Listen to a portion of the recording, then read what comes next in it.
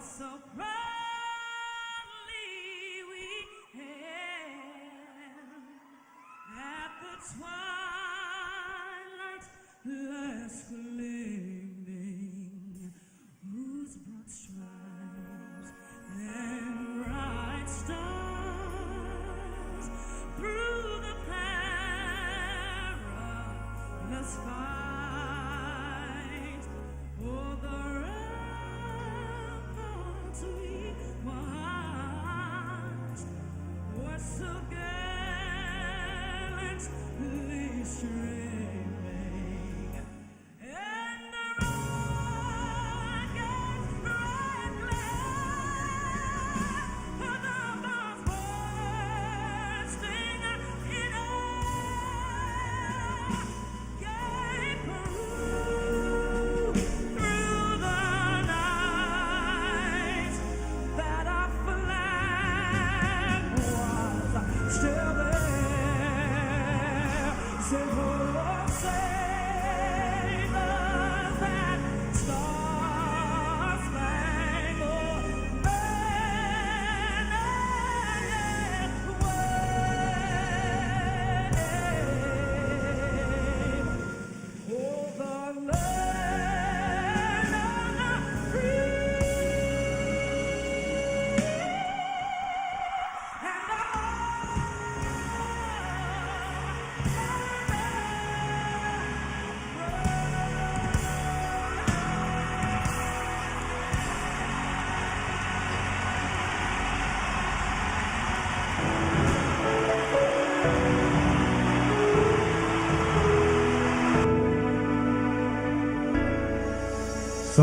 Samoa tulai masisi alafua do palelea.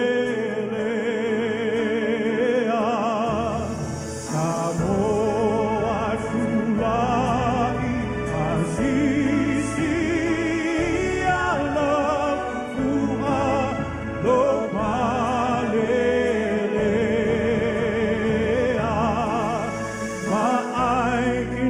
Petu olo uangiai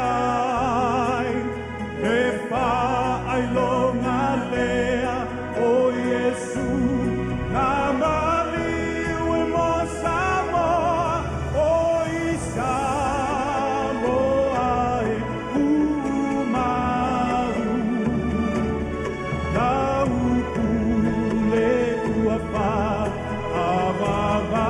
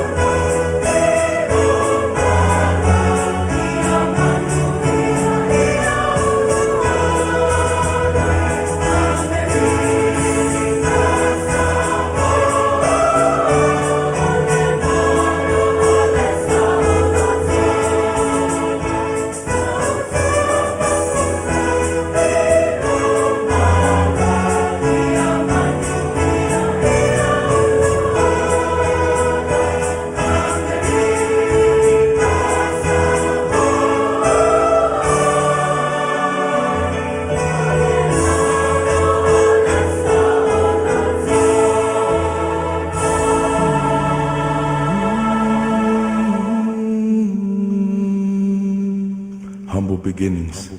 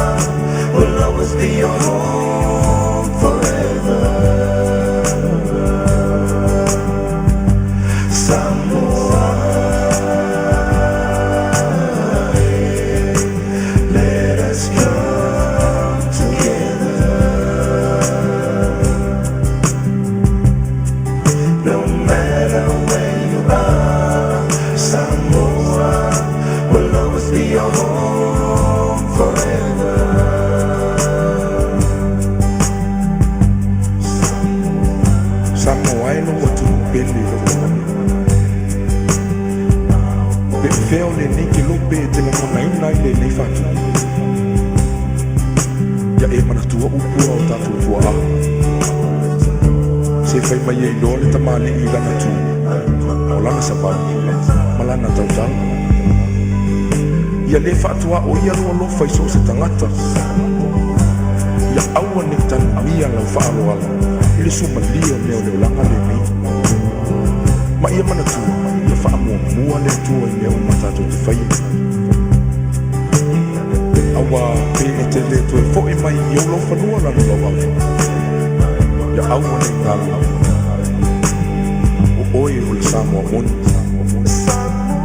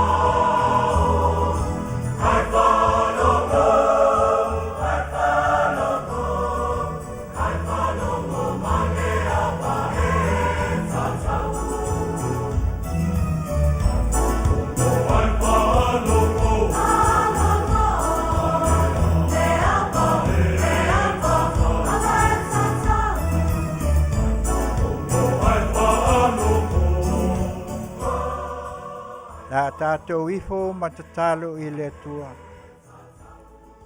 Le atua e lo mātou tamā, o lawa fio mau mawalunga le mea o lo e afio ai. Wa tungu le langi, male lalo langi, lo mamalu malo sisiles. Mātou wa aia le nei aso, I le oso ae o le la malengoto atu, ona mātou whapea ifo le avi ia la wa fio o wa o lo e whaia pea mea sili sili molo mātou wola a o mātou iai. Whawhetai lo tamau a inga whaale tino, whawhetai lo tamau a inga whaale ngang. Whawhetai le atua o no le tele o au mea lofo lo e foae mai, whaolo tino ina e pea sio mātou wola. Mātou whawhetai le atua, o nau le mātou wa ai, malo mātou whaalongo si o mātou atu nuu, ua mawai atu le whailunga ina o le ono se fulu tausanga, le foi ua se e mai malatou whailunga ina, le ono se fulu male tasi o tausanga, talu ona whapea ona tuto tasi si o mātou atu nuu. Whawhetai tele le atua I mea uma. Mātou te ole whamangalo mai, awa e se I mātou o lau whanau. E le atoa I mātou I o luma, awa le tamama ia e whamangalo mai. Manuia la mātou po kalame le nei Afiafi. Wa mea o le a mātou tāpena ma mātou Fetalaiga. Ala mai lo mana awalawa ni Malo ia I mātou le fili. A ia whaia le vi inga o lawa fio nei mātai au. Se o le whaavavau lawa. Amen.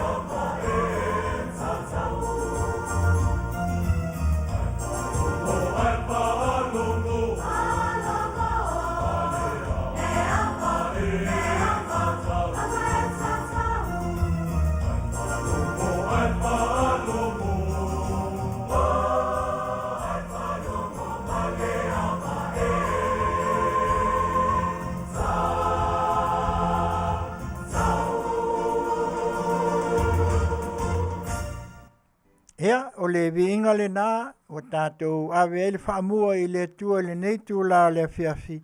Ia tātou te sapi ai pēa ma tātou whaafo ilona viinga. Ona olana tausinga malona ngale lei. Lea o tātou toi whelua I ai le Afiafi le nei o le aso lulu I nei amiwika nei. I le tūla ua tea le lima o le ata le ono. Ia whapena o na whaatalo whaatu. Isi o tātou atu nuu I Samoa, ia e pei ona iai le nei tūla. Le pese lea, mai le li o laupule, mai le e whakasa a sa mai taputimu, lea sa whai ai mo tātou sao le nei tūla le Afiafi. Ia, o le mele whatalo whatuai, ia I lātou tātou wheilua I le nei tūla, ia e pei lava upu e Masani ai le atu nuu, ia e afua mai ai maunga te tele se ia pā ia maunga iti. Le ngata I lea whaatalo whaatu I le au whai ngā luenga te tofi e le atua I o lo whapea on ta talo pea a wase Manuia o Samoa. whātalo whātu fōi le tātou whainga malo, ia ai mai se fōi o itu i o Afioga malalawhanga, ia ai mai se o le tele, se ia o lava i whanau. Whātalo whātu fōi nisi ua mafuta mai le nei tūla, ia Nevo Siosi mai Roi Utah, ia Amelia Whaamoana, A. Brown mai Melbourne, Australia, ia Waaloa Sifuiva, Ati Taleni, ia mai se a rasi whala, ia masiolo senga whaumuina Vanderhof, ia whātalo whaatu ia i lātou umalawa, ia i mai se o le nei tūlā ma le tātou whātasinga, whaauau lea o le auaunanga si fofonga o le tae au fōu, Radio Samoa mai Long Beach, California nei, ma lana auaunanga Tautai ia i ngā luenga i Tiute ma Faiva, mai se foi o lea ua mawawa alua, ia ma le sunga foi po le fionga le whātonu, ia le sunga ia tuila epa whaaftaili o sua, ia o ia leo la mātou insinia tū mau, ia mata mai le asonga fua, se ia o le aso sā, ia whaapea o nanga lue atu aitu tonu o la mātou o fisa nei whaasalalau, ia ai mai se foi o se au nanga tu sai o le nei tu la le Afiafi. Ia o le mela lea Samoa, ia o le pese lea whaatalo whaatuai, ia mai se foi o lo veta se ufatu o leo whatua mauatu, ia mai Auckland, New Zealand, talofa, ia te outou uma. A o whai outou i lunga le ala, manawa i ngā luenga i nā foi tua lalulangi, ia whaafonga i musika o le tau Afiafi, ia wai maua i foi se whaalongona suia i foi, ia le maftianga sa whianga iai ma ngā luenga le aso. Ia whai mai le pese lea a sala whai a pa ese au pese tā tamalelangi tu lou Samoa i au pa ia. Pese mai a, mai au tau atu ma tōni ma talofa Samoa. Heu ia!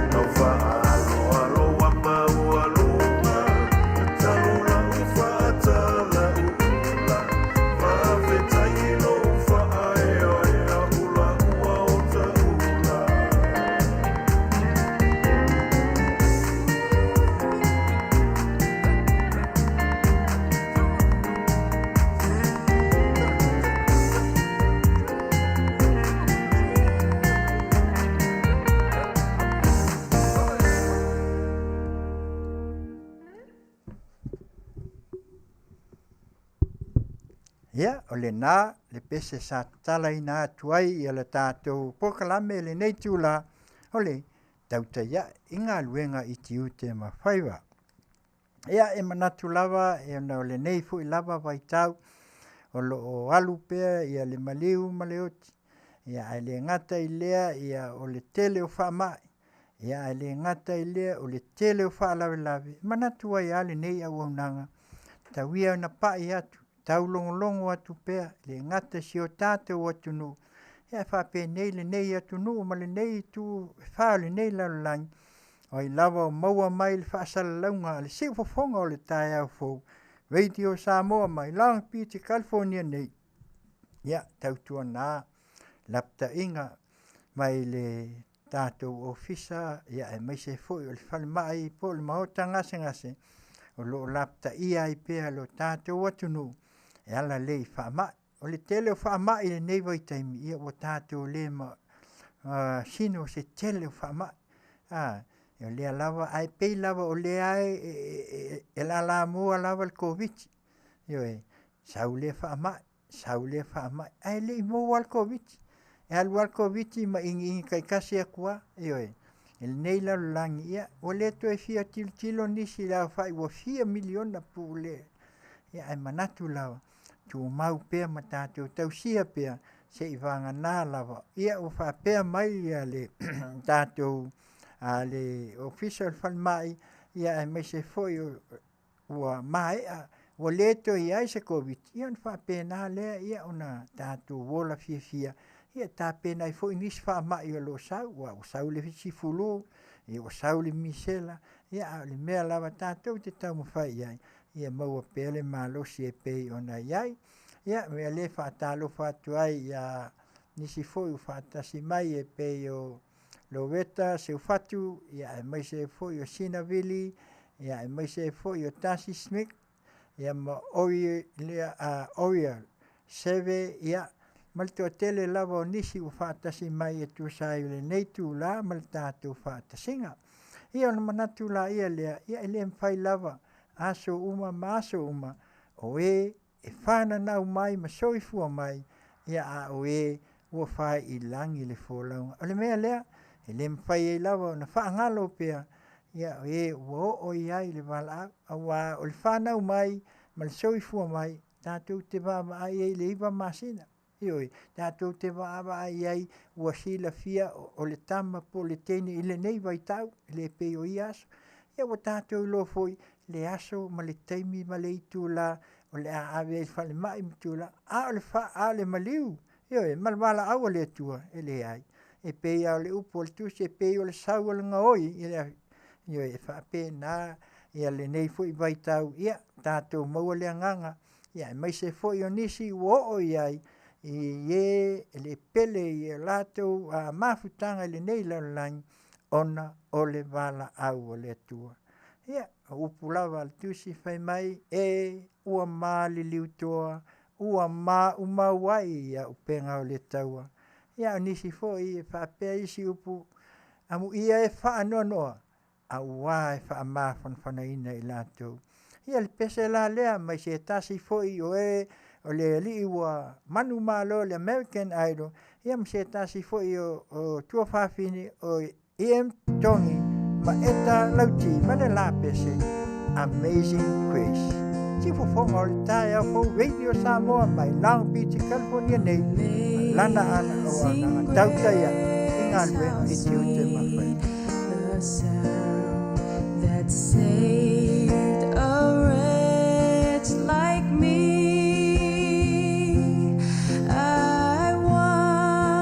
Was lost, but now I'm found. Was blind, but now I see.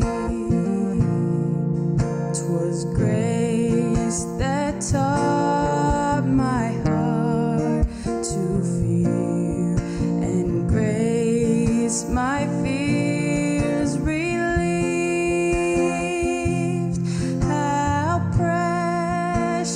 Did that grace appear the hour I first believed? chains are gone, I've been set free. My God, my Savior has ransomed me. And like a flood, His mercy reigns, unending love, amazing grace. The Lord has promised good to me. His word my hope secures. He will my shield and portion be, as long as life endures. My chains are gone, I've been set free. My God, my Savior has ransomed me. And like a flood, His mercy reigns, unending love, amazing grace. My chains are gone, I've been set free. My God, my Savior has ransomed me. And like a flood, His mercy reigns, unending love, amazing grace, unending love, amazing grace. Ia, le pesele nā, io e whamaise atu ai, i e uma ona o le mafutanga ua motusia, ia maua le anganga o whamaisenga a o whamawhananga. Au auna lele i e, ma le whamaoni, ulu whale maia i le fia o lou ali. Ia, ele mwhai lawa o na mātou whaangalo, mou mali e atu o ti ngā o le olanga nei, ia a o e o lo whaata o tolia i maota o ngase ngase. Mātou tonu o lo whapena o na lātou langona ina. Leo o mai, o le luita wina o le ola o le whaatuatua, ia le mwhain whaangalo ina, le nei por kalame, te tau lava o na mātou wāsia. Ia pea upu, e la unga fo le pese, e maua ai fo i se malo longa, ia a o whianga i ai ma maftianga o le tino. I whale mai uma i Samoa, e maise o le nei la lo langi, i to tonu o a inga po whia lava tafa o lo i ai i lātou o mawhatia, i mai ma tinga ina, ia e maise i lātou o whia ai ma whia wheinu, ai maise fo i e, o lo i ai whale pui pui, ia le pese la lea e tauia ina mātou whapea atu ai, whai lea maala e tau te whaalongolongo ai, e mawai fo i se toa while mu, ia au whianga iai o tau malu i tau o ngase o le tino. Ia, le si fofonga o le tae au fo Radio Samoa mai Long Beach, California nei, ma lana au nanga Tautai e ngā luenga i Tiute ma Faiva. Le pese lea mai le Levina Records, whai mai, Where the Roses Never Fade. Misa mai ana.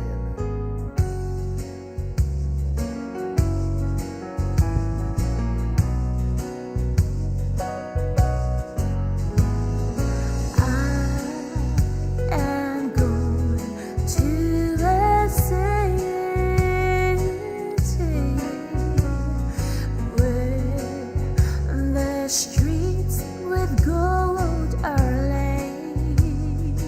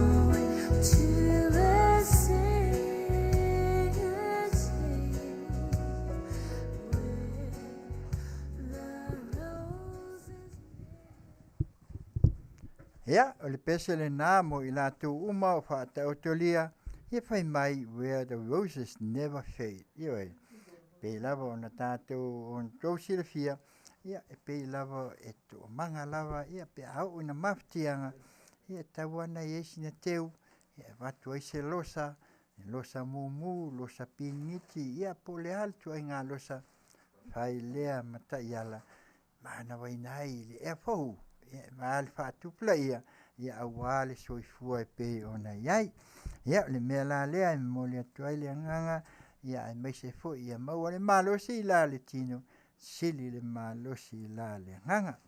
Ia le mea la lea, ia o leo le a tamu whai atu a tātou tala po news mai Samoa, mai ai a tātou news, ia ona tamu whai la, ia leo tātou tala mo Pisinisi, mai a tātou Pisinisi, ona wawai lea ia tātou foi, ia ona whaapea lea, ona tātou whaatasi, ia ma le tātou Malo, whaaloalungia foi le neitu la le Afiafi, Fetalaiga ia Fonoia, Frank Peters, ia whaawau atu ai le polkalame pei ona Masani ai asolulu uma, ia mea la lea, ia tātou niusia mai Samoa, usi mai a lau whaafo.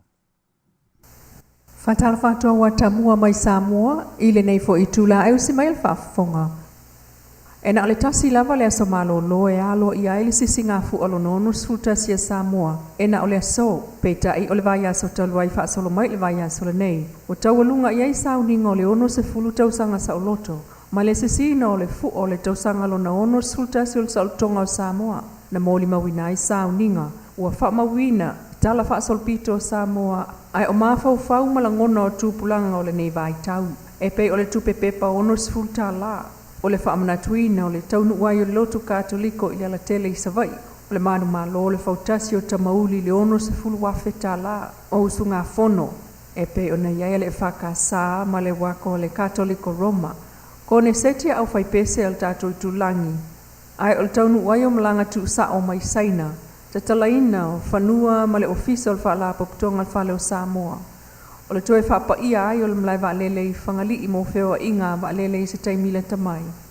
O le tupe whaasoso a mua wo o I le piliona ma ona tupu o Samoa. Ma ta longa whaapa o Malo nisi o sa whaapitoa. O le lua vai aso mulimuli o le ono se fulu tausanga. Ma o maiai I le tai ao. O le sisi ngā fu alo nono sfutasi. E whaamana tuai le sa olotonga o Samoa maiani usila. Talu mai le tausanga ia Faiva sela wano lua.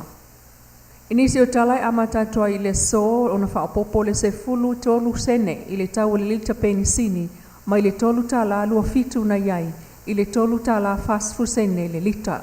O le kiso o whaapopo le 5 ma le tolu sene I le lita mai le tolu tala tolu sful sene I le tolu tala tolu 5.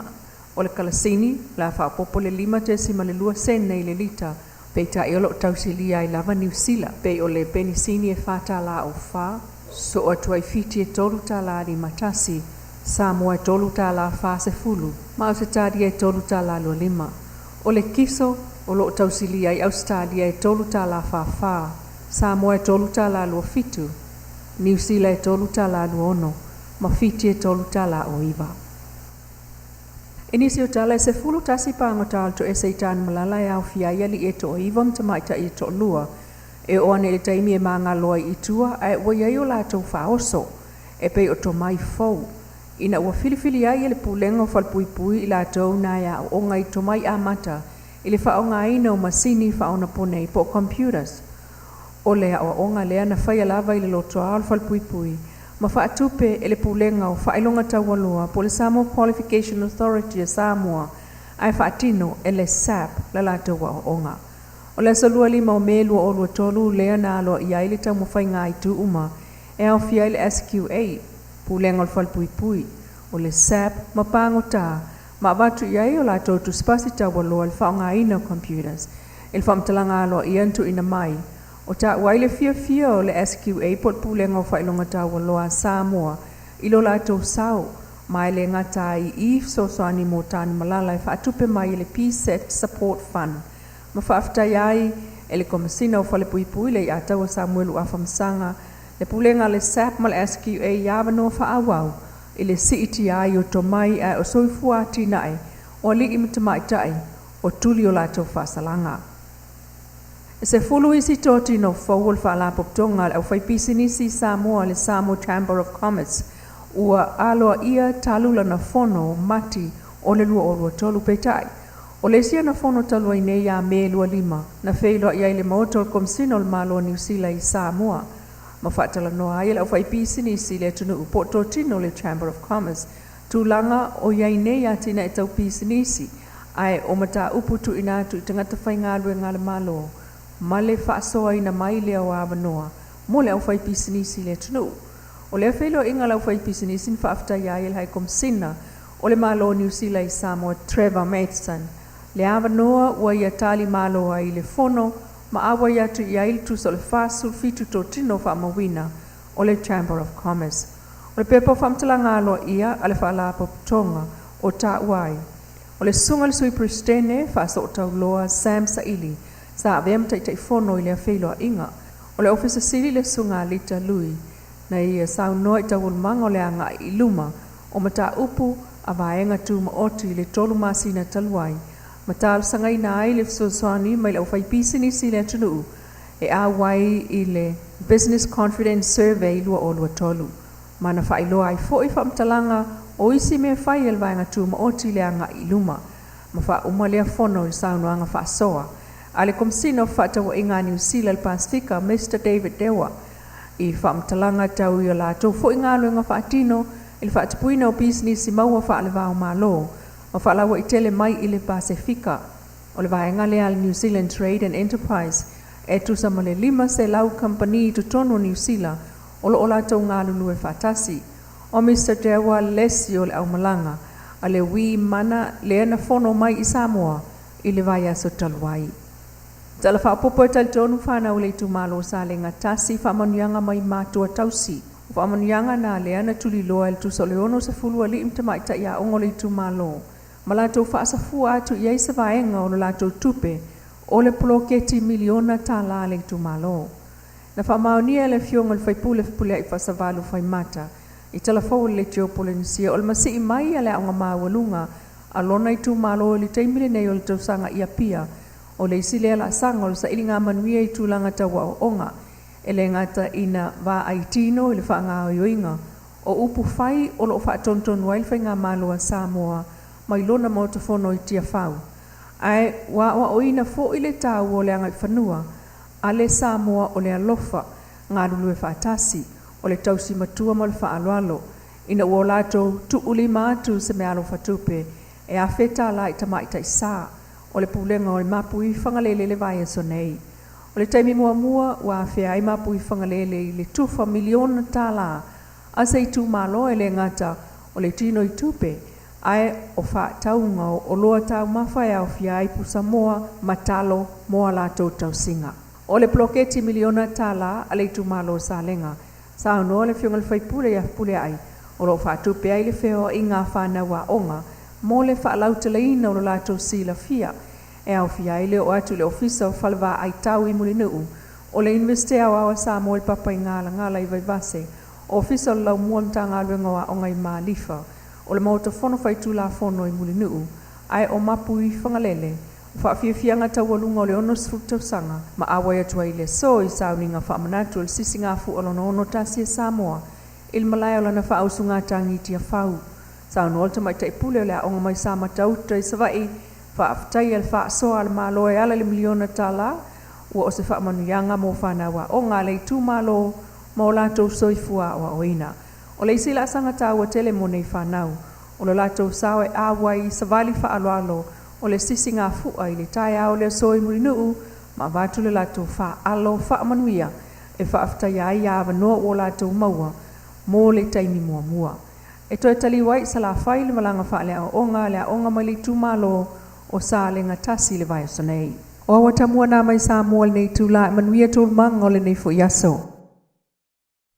Ia o le nāu o tau whaafonga i tātou tala mai Samoa i me ua tutupu o le atu tupu ma ua tutupu ia ma le tele lava o nisi mau whaafita uli o iai ia o lea sa fonga ina mai e le whaletua po le Afioga ia leilua a mesene Daniel whaaftai tele ia te o le whaletua ia mo le taulongolongo pui ali mai ia o lea foi ua mātou maua atu ia o tūlanga e pei ona iai si o tātou atu nu sau se taimi ia ona taumawhai atu la ia o atu na o se vaenga ia e whaatalofa atu ia lupe au ia whapea foi faltua ia soli ulale ia whapea foi ia ngaluafi le au pepe sangato ulungia Eric ma oe Mariana le sa ia faltua ia Luisa a whamausili ia mai ese tupua mai le Navy Base Pearl Harbor talofa lava tātou whaasalaunga ia wha Pisinisi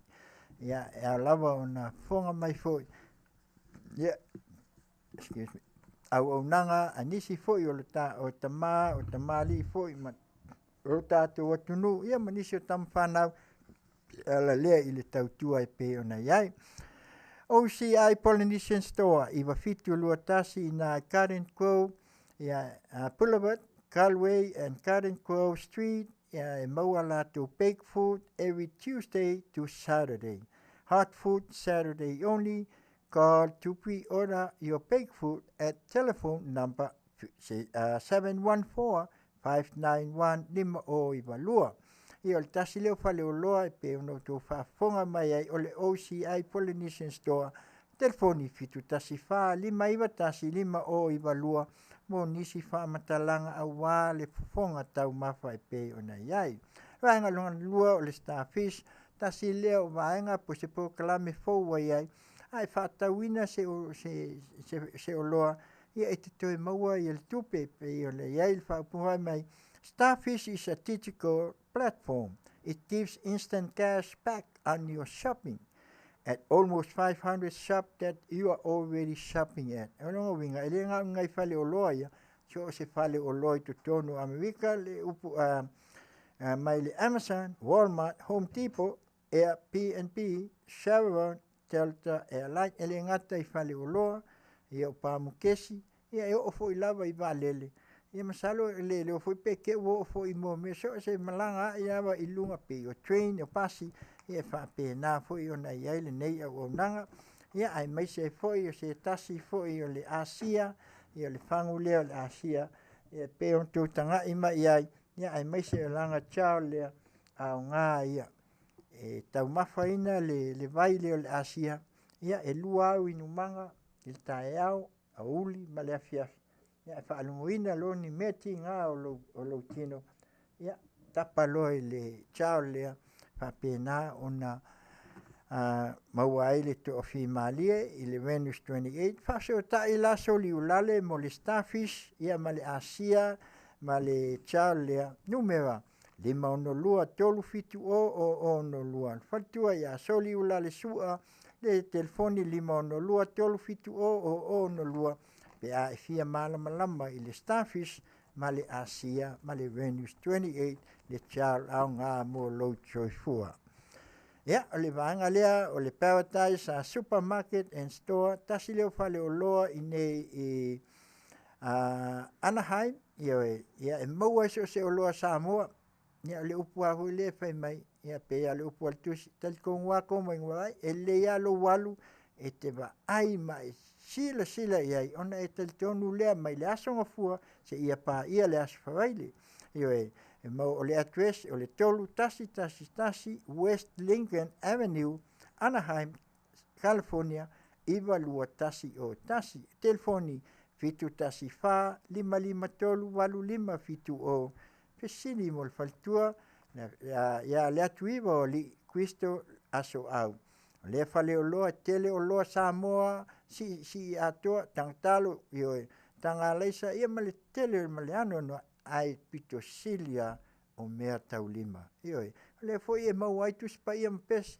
pe a fai te fiasia e pe al na fai le ia lo su ia address lea tolu tasi West Lincoln Avenue Anaheim California iwa lua valu o tasi o le foi au nanga a lea foi faltua po la Afioga ia Leatuivaoalii e ia ona fale e tau al Crystal Room and Port o fale la ia po ua ono e fale po o fitu le taimil nei totono ia pe ua eva ai e pe ono e pe tai fitu potu e iai io e mawhai o na iai na Feosoani tele mo I lātou senior citizen.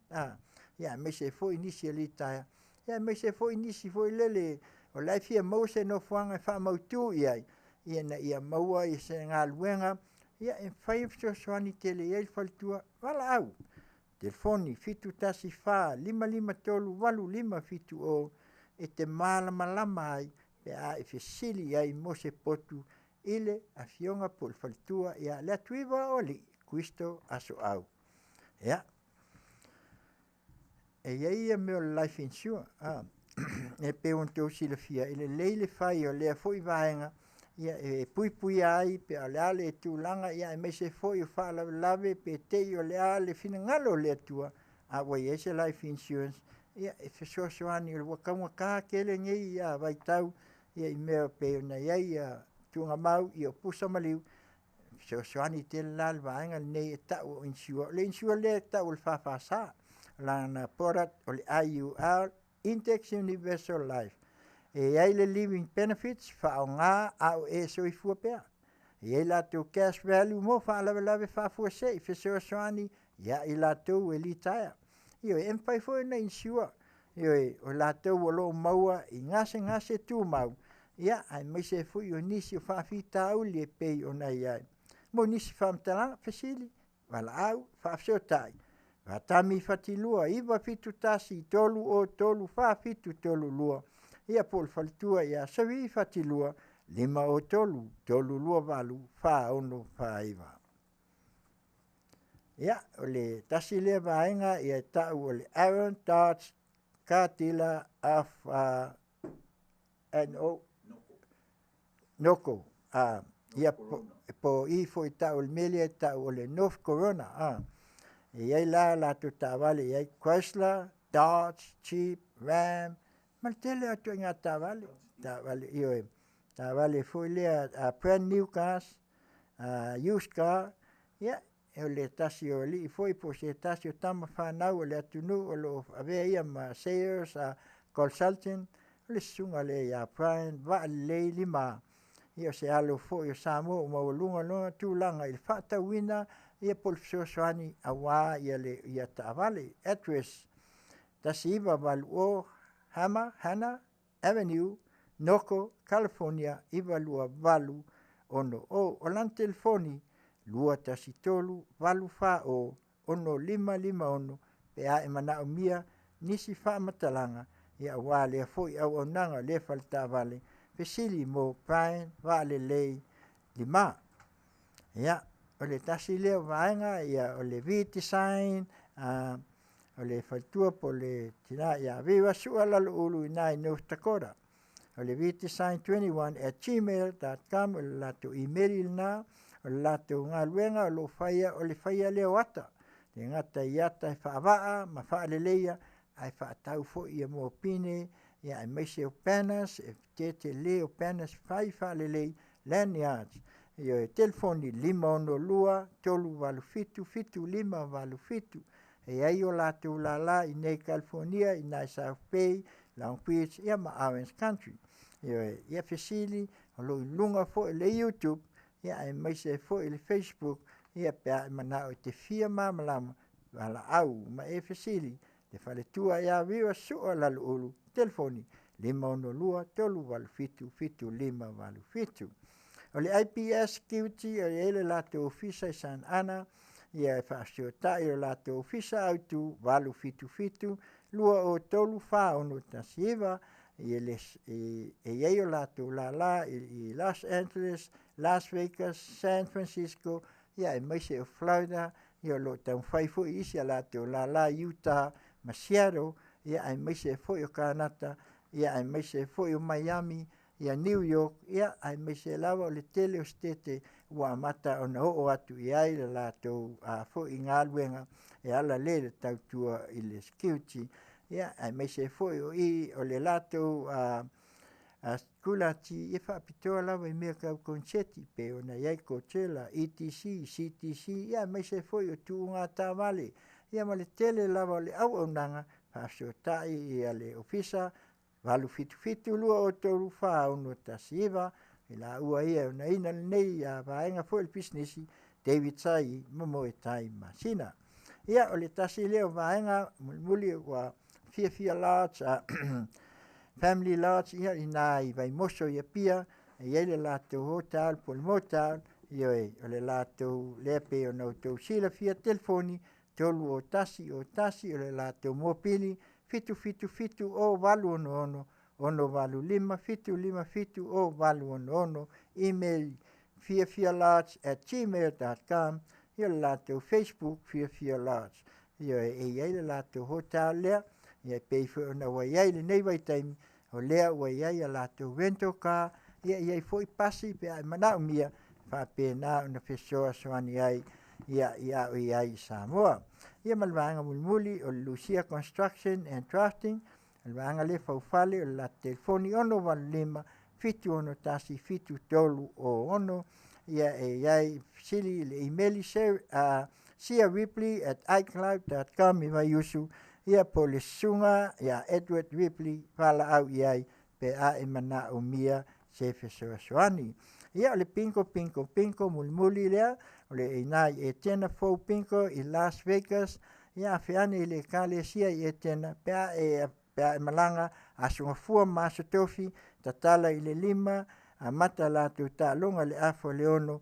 e fai ai le latu pinko fesili mai vala au telefoni fitu lua lima lua o tolu walu o lima o ia mo le sunga ia Jerome o ia lea o le pinko manager e ilako snack bar tu tele latu pakanga ia le address iwa lua o South Tequila Boulevard, Las Vegas, Nevada, valu iwa tasi o fitu tele latu fai longa lelei tele foi ia latu talonga foi le ta o pool tap mai le afe se lau iwa ia foi latu tapo le action e lua afe ia mai se o le tele o latu talonga e fast full pai in 4 packs extra ia pe tol se lau ile ba ilonga ia o tatou tala na e pe ona watu o tatou whainga o le tatou tala mai Samoa ia mai se foi o tatou Pisinisi ia pe ona ia se au nanga tama whanau o se o tatou atunu e ala lea i tamali i mawhai launga se ia o lawa i nai whanau ia ma le latou tautua e pe ona iai ia le mea la lea la se i mawai atu loa tatou pese ia lea ia ona alo atu lola ia lea mo le tatou vaenga lona lua pe ona tau whaasoa ai ia ai maise o le tūlanga e pe ona iai ia le tatou tama ia po le Fetalaiga fo ia Fonoia Frank Peters ia mo le pokalami e pe ona iai pe amai ale pese lea si fofonga le taia fo Radio Samoa mai Long Beach California nei malana auonanga Tautai inga luenga i Tiute ma Faiva manu e ua pepese mai le vina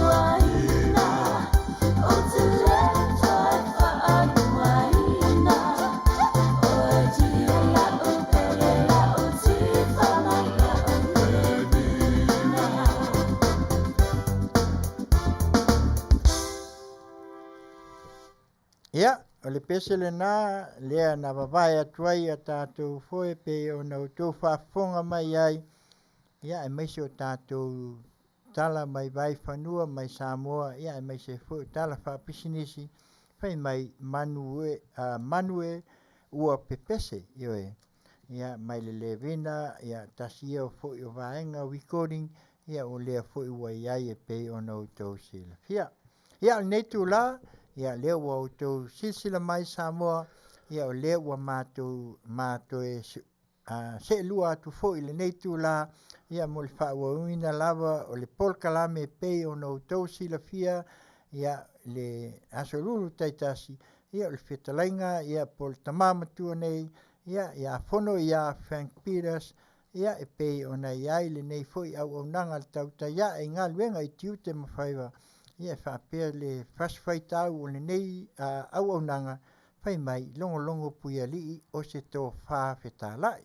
Ia, le mea la lea, ia, lea o tau silsila mai, ia, whaatalofa atu i lau Fetalaiga a Fonoia, talofa, Malo le soifua, ia o lea foi ua toi maua le avanoa, ia tā te whaatasi ai, ia wā lawa se au nanga longo ai foi, ia puia li, ia se o tātou watunu, ia a se tō wha foi ma se wha au tautanga, ia mea lea, ia, la fuatuia i lau Fetalaiga, e te whaatalofa se o tātou watunu, ia ona wha wau lea o la tā pokalame pe ona iai le neitu la le Afiafi, malo wha aloala.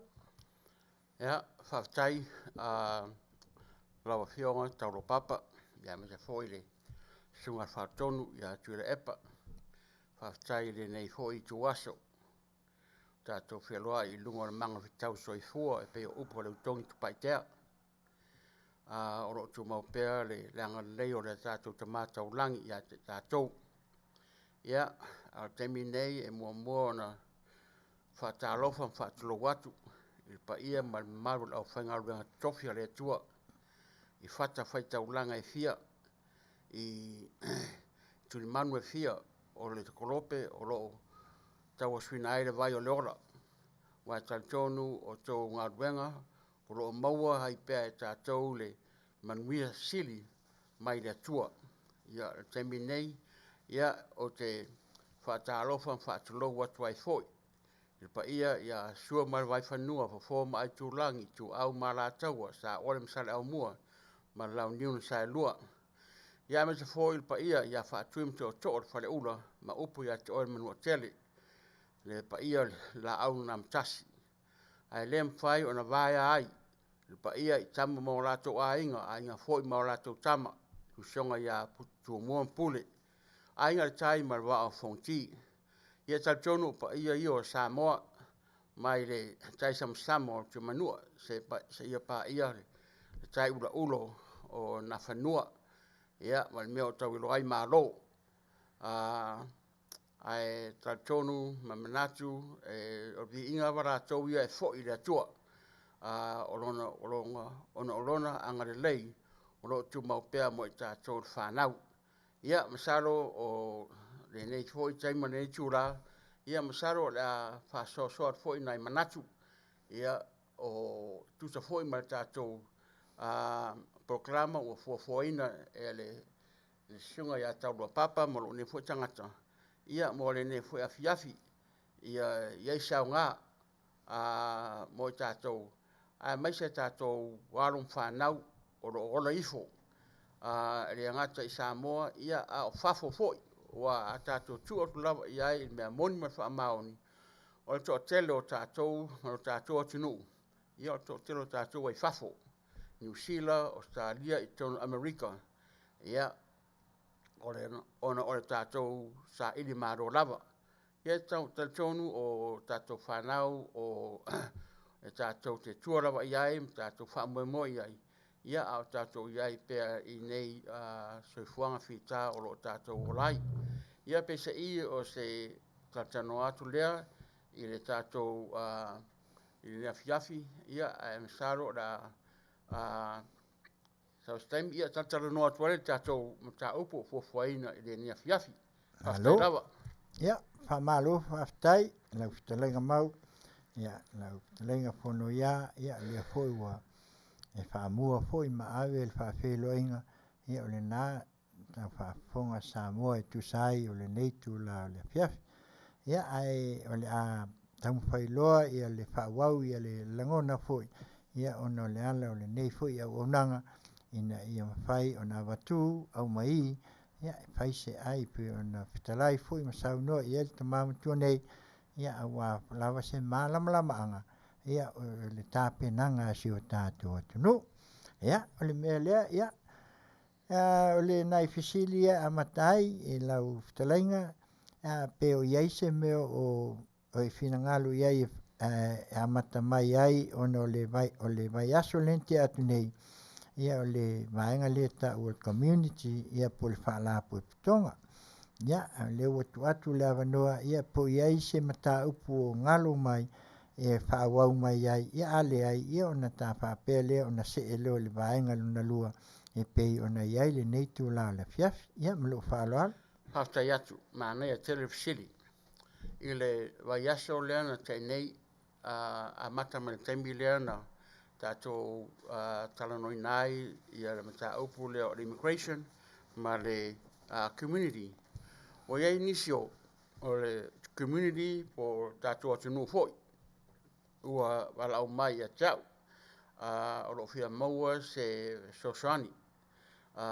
Ele ngata i ta ngata o tātou community nei California. Ia au is foi steto o Amerika. Mea le aise me o iai le mea nā. Ma ua fisiringia po mai foi se fisiri whapea. E fia maua se Sosani. Mo haro foi ma whanau po nisi o ratinu. I pepa malanga. Ia o rautari iai i oe e maua le Sosani.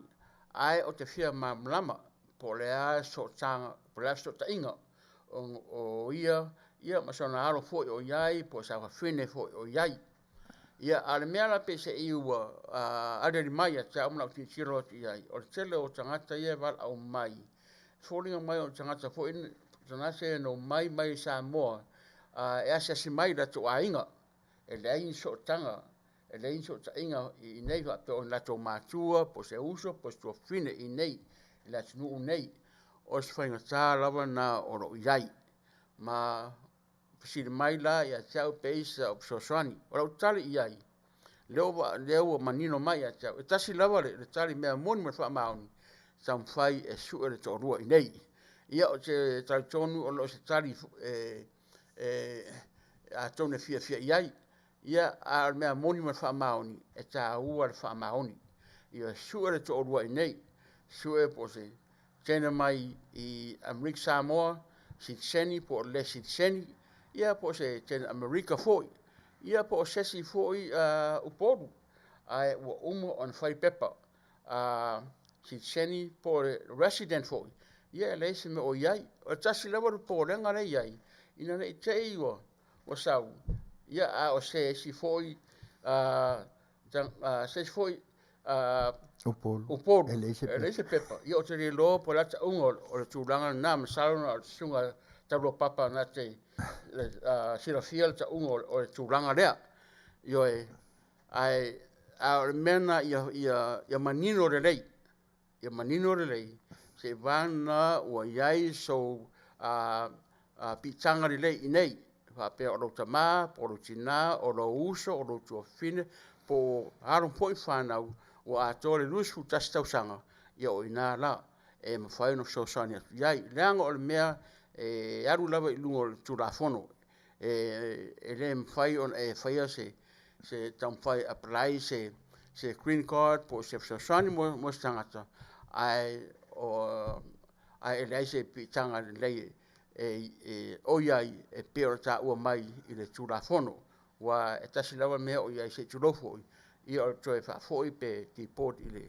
tātua tunu o te mana ai o e tūlang whapena ia masalo o le tari atu nā pe se i o le mea nā loa wari ali mai ia o lo tampai lawa tari atu iai i le tari moni whaamaoni o lesi mea o te fia whaamamlama le i ai se tangata po e manatu whapea e manatu e tasi lava le mea ia whai pepa nofo ma tangata lea ia whai ei pepa, umaro te tea.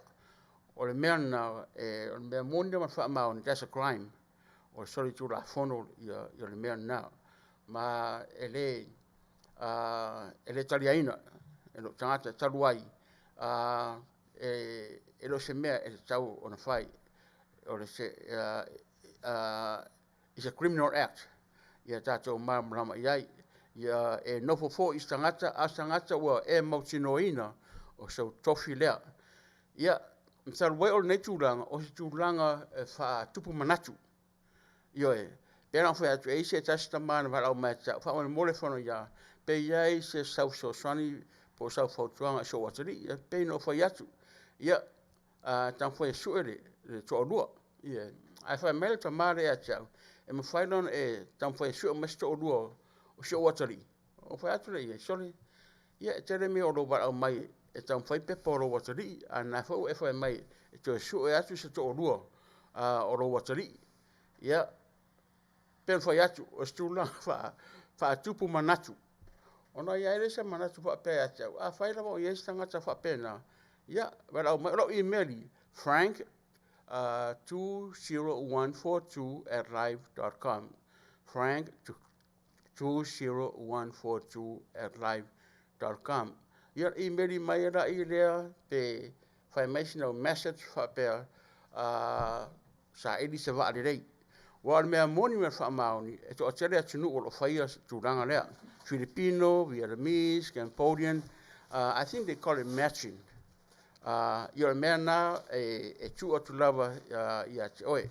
Now, Osturanga or Telemana, because that's just too much work for me. Telemana lover, or Telemana, now to Langa, Tamfai, 5 people. Immigration, for the social security, for ia mo tātou tangata, ia e pēn whai atu. O tilo atu, e whaisi to a telo tātou lei nei. E lo i ese tūlanga de lei, e mo whai on whai ei ia pepa ana nei. Ia whaaso tai mai pēr, ia pēn whai atu, e ese tasta mana wa au mai tau, ia o tarina iai, ia tare mea o tamwhai, wa au mai e whai pepa, ia rea fwoi ua manatu, whaapesu atu se, sto lua o lo watili ia so ia tātou te o le nganga e tātou tamwhai ngaru lua whaatasi mo tātou tangata ia o se tari atu lea i lau sunga Taulapapa e tu sa foi Masini wa whaafsiringi ai lo tangata nei taimi ma nei tūra Malo na lo whaatai e o leo tō whaafunga mai e tu sai o le talinga foi po le saunoanga a le tamamu tuanei ia ono tūlanga e pei ona iai ia ia malama pelo tātou atunu ia pela o lewa mai lona finangalo e whaapea mai ia e tatau lava ona iai se e whaison tu lua pe o le upulea le foi in sauno mai e pea anofo lava tēna sa upolu i le upolu ia ni te ua le eise pepa ia e pea ona watu e le leilo tātou wo malama oi le ala o le tulafono ina ia saunga le muai ia awal Faafogaina e whaftai o le fu mamlama le vaenga ia me se fu se tasi o mafine le fai mai fu ilunga ila na telefoni a tasi Smith whaftai o le ono tasi iwa fitu tolu whalua tasi fitu o le Lilia Velsues Law Firm ia Malo ia la msalo la tiltilo fo ia au nga fo wa mea pa pene ia nga fo ia tulanga ia pesoa soania ia i tatu atunu o po kalamel nei le fa pe o tu se tu tasi ela e vatu le tu alalo avatu au mai tatu te fa so ai pesoa soania ia wa ia i se no fo ile lai tu i Oceanside San Diego ia me se fo nei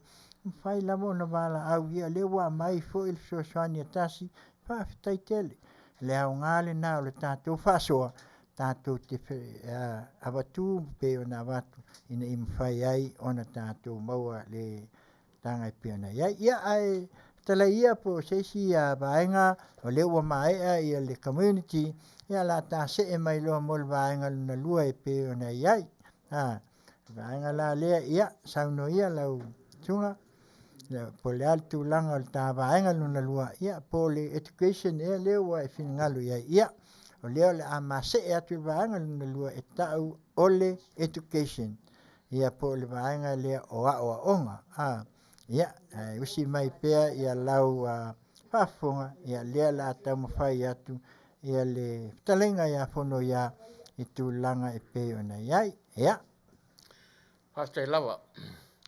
O ta upu nei o le education po hawa onga. O te manatuaina le taimi lea sa whaiere study na Samoa in 1984 and 1985. O le study o le US Department of Labor ia pese ila au mai sa matunga lue minsui o mai Hawaii fa pena fo nei California taimi lea au i Washington State. O le memo mua lawan au mai e tātou community i Hawaii, California, ma Washington, le mafu anga e raino mai tangata Samoa i fafo. O le taumwhai i awa oina, ave latu whanau i la onga, o se mea tā ua tele. Ma e o mai rawa temi nei, e taritonu o se tūlanga fo e le tau whamtarina, awa ua tātou maramrama uma. I le au ngā fo i o neime e tau le awa onga po le education. Ia o le Afiafi rani nei, o lo iai sina tāpana penanga, ia po sina sa i linga la titi foi, sa o tau mwhai ai, i leo winga tonu lava o nei upu o le awa onga po le education. Ia tau ina iai se au ngā mo tātou mo tātou tangata. Ia ai Usmail Faafofoga. What is education? Etymology of the word education. Etymology e pesa i o le root po le mafuanga na po le mea sa wali upu lea education. Leo le a mata tuai sa manatu. The word education is derived from the Latin word educare, which means to bring up. Another word for education in Latin is educia, means to bring forth.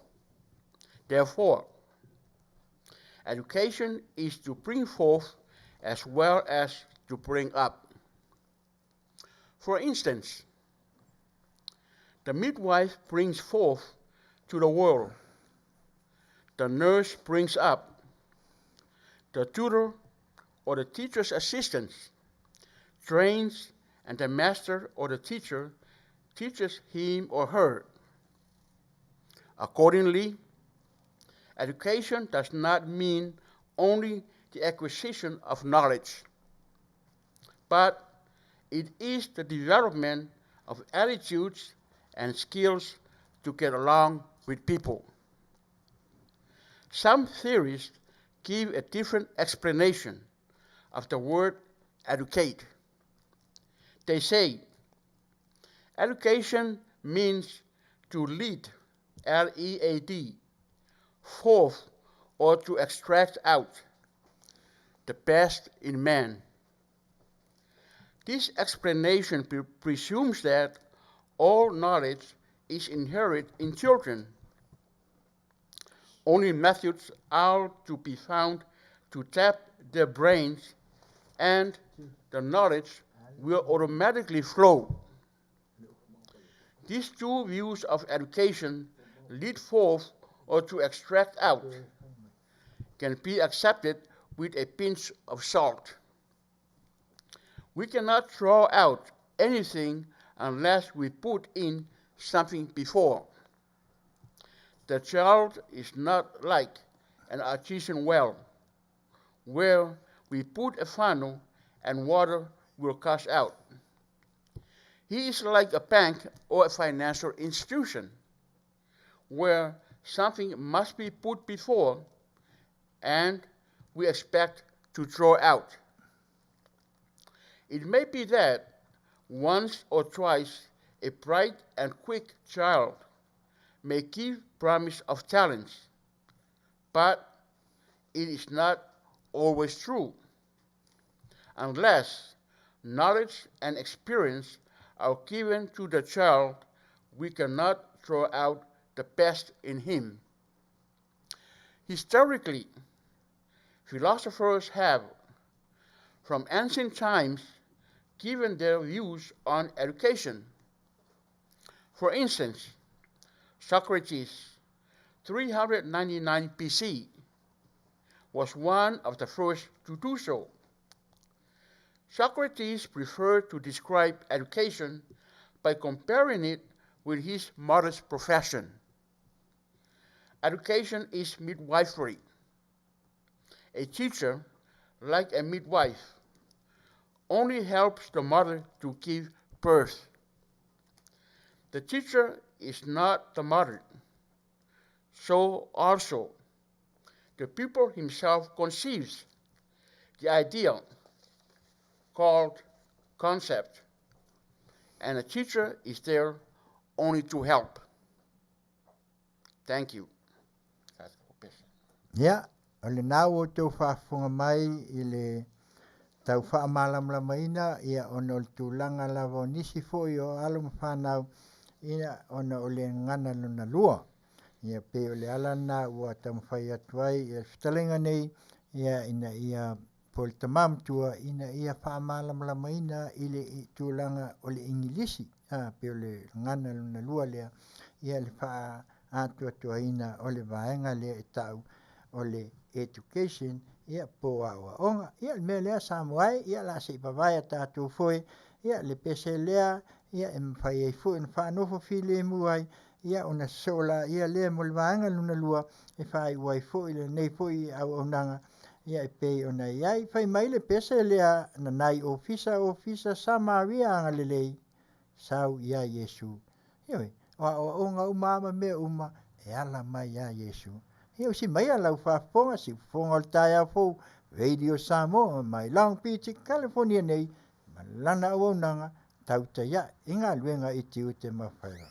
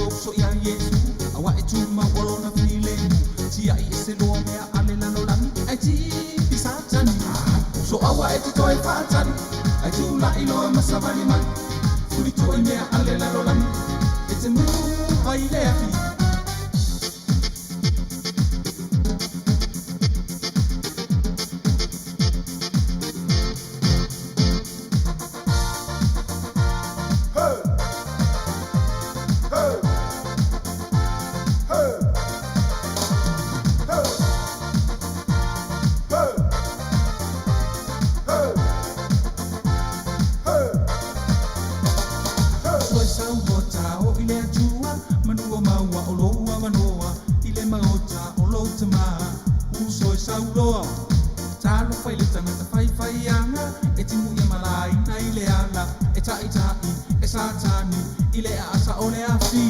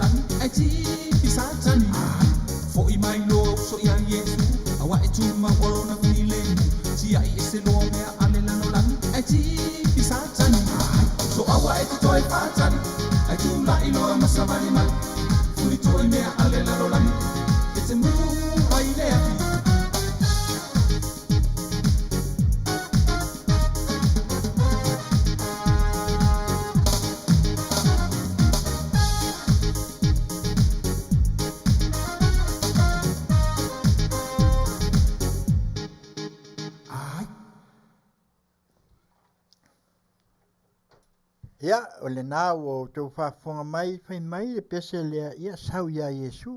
Ia, iwe. Po lea umalava ia maftianga o leo lang nei, ia o ia lava e tātou te malo lo ai. Ia pei o no lea tamu whai atu ia le nei a waunanga, ia a wafo ia pesenga, ia e meise o tau wha malamalama ina. Ia o mea lea, ia o lea atu lea wanoa lea, ia a wafo i le vaenga luna lua. Ile ngana wha Samoa. Ya, melo whaaloal. Ya, whaftai atu i lau whionga o la sunga fōi Taulapapa. Ia o te minei o la tamwhai atu i le tātou ngana Samoa. Rona winga up education po le awa onga.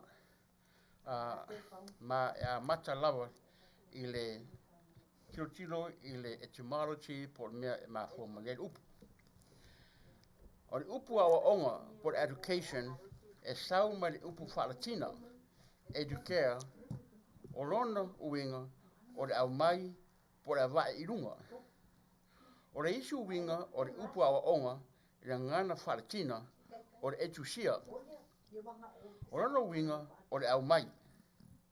O lea, o le awa onga, o le au mai lea, e whaapei, o le avae i runga. Mosa whaata i inga. E au mai, e le whaato sanga, i le laulangi. Ai au mai pe avae e tangata tafsimai i lunga. E au o ina mua e le whai a onga fisosoani. Po le turo, o na whaonga o wha toa hao o ina, hai lea o le tene po le tama e le whai a onga. Ua tā ua mai, o le awa onga e le ngata whapea o le mawaina o le poto po le tomai. Ai ore ati na e ina, e winga mare tomai e whengare ngare ai ma so se tangata. Unisi tangata su o le theory e ese la tau wha amara maina o le winga o le upu hawa onga. La tau te whai mai o le a onga o le tai i atu po le au mai o se mea sili o loo i le tangata. O le nei wha amara manga ua manatu wai whaapea. O le whaamara maina po le atamai e tupunga mai i tamaiti. E nā o me tutia lava e maua e whaonga ai. O la tō mawhauwhau ma o le a o tometi lava o na tafe mai ai le maramarama. O nei manatu e lua o le taitai atu po le au maia. E tatau i la o onga. E whaatatau i la o onga. E mawhai o na tariaina e pei o sina ini i le masima. E le mawhai o na tātou au maia se mea se i wanga ai ua tātou tu ina atu mua se mea. E le pei le tamititi o se vai eli. Lea e te tau o na tuwina mua iai le whaatumu o na tafe ma iai lea o le vai. E pei lava le tamititi o se whale tupe po se bank, po se financial institution. E te tau o na tu mua iai se mea ma o na tātou manatu lea e maua ma iai se mea. A tonu e tasi pe whaarua, no tuwina mai e se tamaititi a tamai, ma vave se forfolanga ma iana tālengi. Ai e le moni tami uma, se i vana ai ua tātou tuwina atu le lama, ma le poto masani i le tamaititi. E le mawhai o na tātou au maia, se tau i sili mai a te ia. I se wha, i se tala wha solpito. Na tuwina mai e le au whai filosofia, ma yaso ana mua. O la tō manatu e whaatatau i awa onga, e whaapea. O se whaata inga. O Socrates, o se tangata whai filosofia mai e leni. I le tōsu lau iwa ti la mō. O se tasi o tangata mua na whaatusa tusaina, le awa onga i se whaato sanga.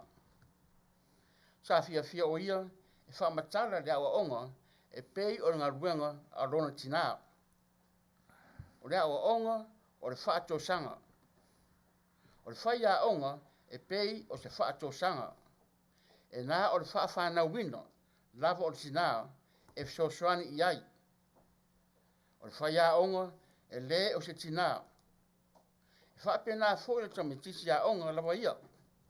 E mawhau i le manatu. Ua tā ua o le manatu whaavae. Ma o le whaia onga, ua nā o ia o se fsosoani. So i fua, pa ia Manuia. Ia, o le nā ua tō whaafonga mai i le ngana wha Samoa. Ia tūsa i tūlanga e pei o na iai ia le wha moe. Ia ai manatu. Ia o leo la se i Faatalanoaga pea ma amatu le wha lama e pei o na iai ia le saunoanga po Fetalaiga e winga i le awa onga. Ia, pe nau Fetalaiga Fonoia i le wha tu pea ma a mai le awili ilina ina i mawhai o na silafia i le atunu tūlanga e pei o na iai. Haftai atu. Le nganga lea e mamori mai i ne hoi tangata ata mai o soifuanga lo tātou iai. Whaapea. O le hawa onga po le education. Whaatusa i se whare tupe. Po le bank, po le financial institution. O lona winga, se i longa e te aru e ave mua se mea i tonu o se whare tupe. O se au tupe e te pase de ai. O lona winga, e ele taimi o i luma, e mawhai e aruatu toi au mai eisi, toi au mai se au tupe. Ioi. Ai a whai e le ai, e lona winga, e le ai lava se mea e te mawina. O le nganga lea e tau mori mai. Ia e ngā lue, tātou mātua, ia whai le tātou ngā ruenga. I tātou whanau. Awa e le tau whaamtalaina. O tātou o se atu nufo e tari tonu. I le wha haonga ina o tamaiti. Ai pēno whai atu staimi ua mwai. O numero mua lawa nā no mai ei Samoa I Fafo. O tā ua mai. Ele e tasi se study po se saili linga. Le mafu anga e o mafu ai no mai Samoa I Fafo. O lea o onga. Wa o fo ila to ia. Ia sau fo in the student visa. Yeah. I was an international student. You know, o sau fo in there tunu. Ioi. Ia in wa umare le high school. Ia e lua lawa mea na iai. O to e fo I Samoa. Ia male po le alu kolisi. Ia sa tamwhai lawa e alu il kolisi. O le ale nganga le tamwha ana mori mai I. We, the parents, have to sacrifice mo tātou whanau I aso o iluma. O tātou mātua, o roo iai lau rea nganga lea tātou mātua, e le mana na o tātou, ia o tātou whanau, I le whita o soifuanga na ora mai tātou. And we are doing everything we can possibly do. Tamwhai, ia sili atu. Ia sili atu tātou whanau, ia I tātou, ma le mea tātou wora mai ai. Ioi. O rea nganga fōi lea au mai, se tasi fōi Philosophia. Peo Socrates. Yo Socrates o se tangata fai Philosophia o la wiloa fōi le laulangi. E taure loa tele tanuai, e le ina tusi fōi na tusia. Ioi.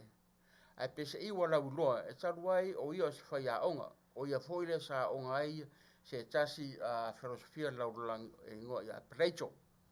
Ma taritonu o se tangata a wala uloa lo na tamai e ui lava o se tūlanga na umailo na ora e lei e taluai o na mio na fai I le tupulanga po le youth o le mea na oa le whalipui ma sa iai fu tangata o lo na tunu sa watu mtamwhai e whaasolo mai tua a tasi lava lantara le ai o te mana tutongi la o whaasalanga ma umailo na ora I tonu le whalipui ma o le mea tā ua lava I a tātou. Tātou tiro nei I isi fo I atunu peo Vietnamese, Chinese, Filipinos. O le mea mua lava na po le mea tā ua lava na I atunu nei.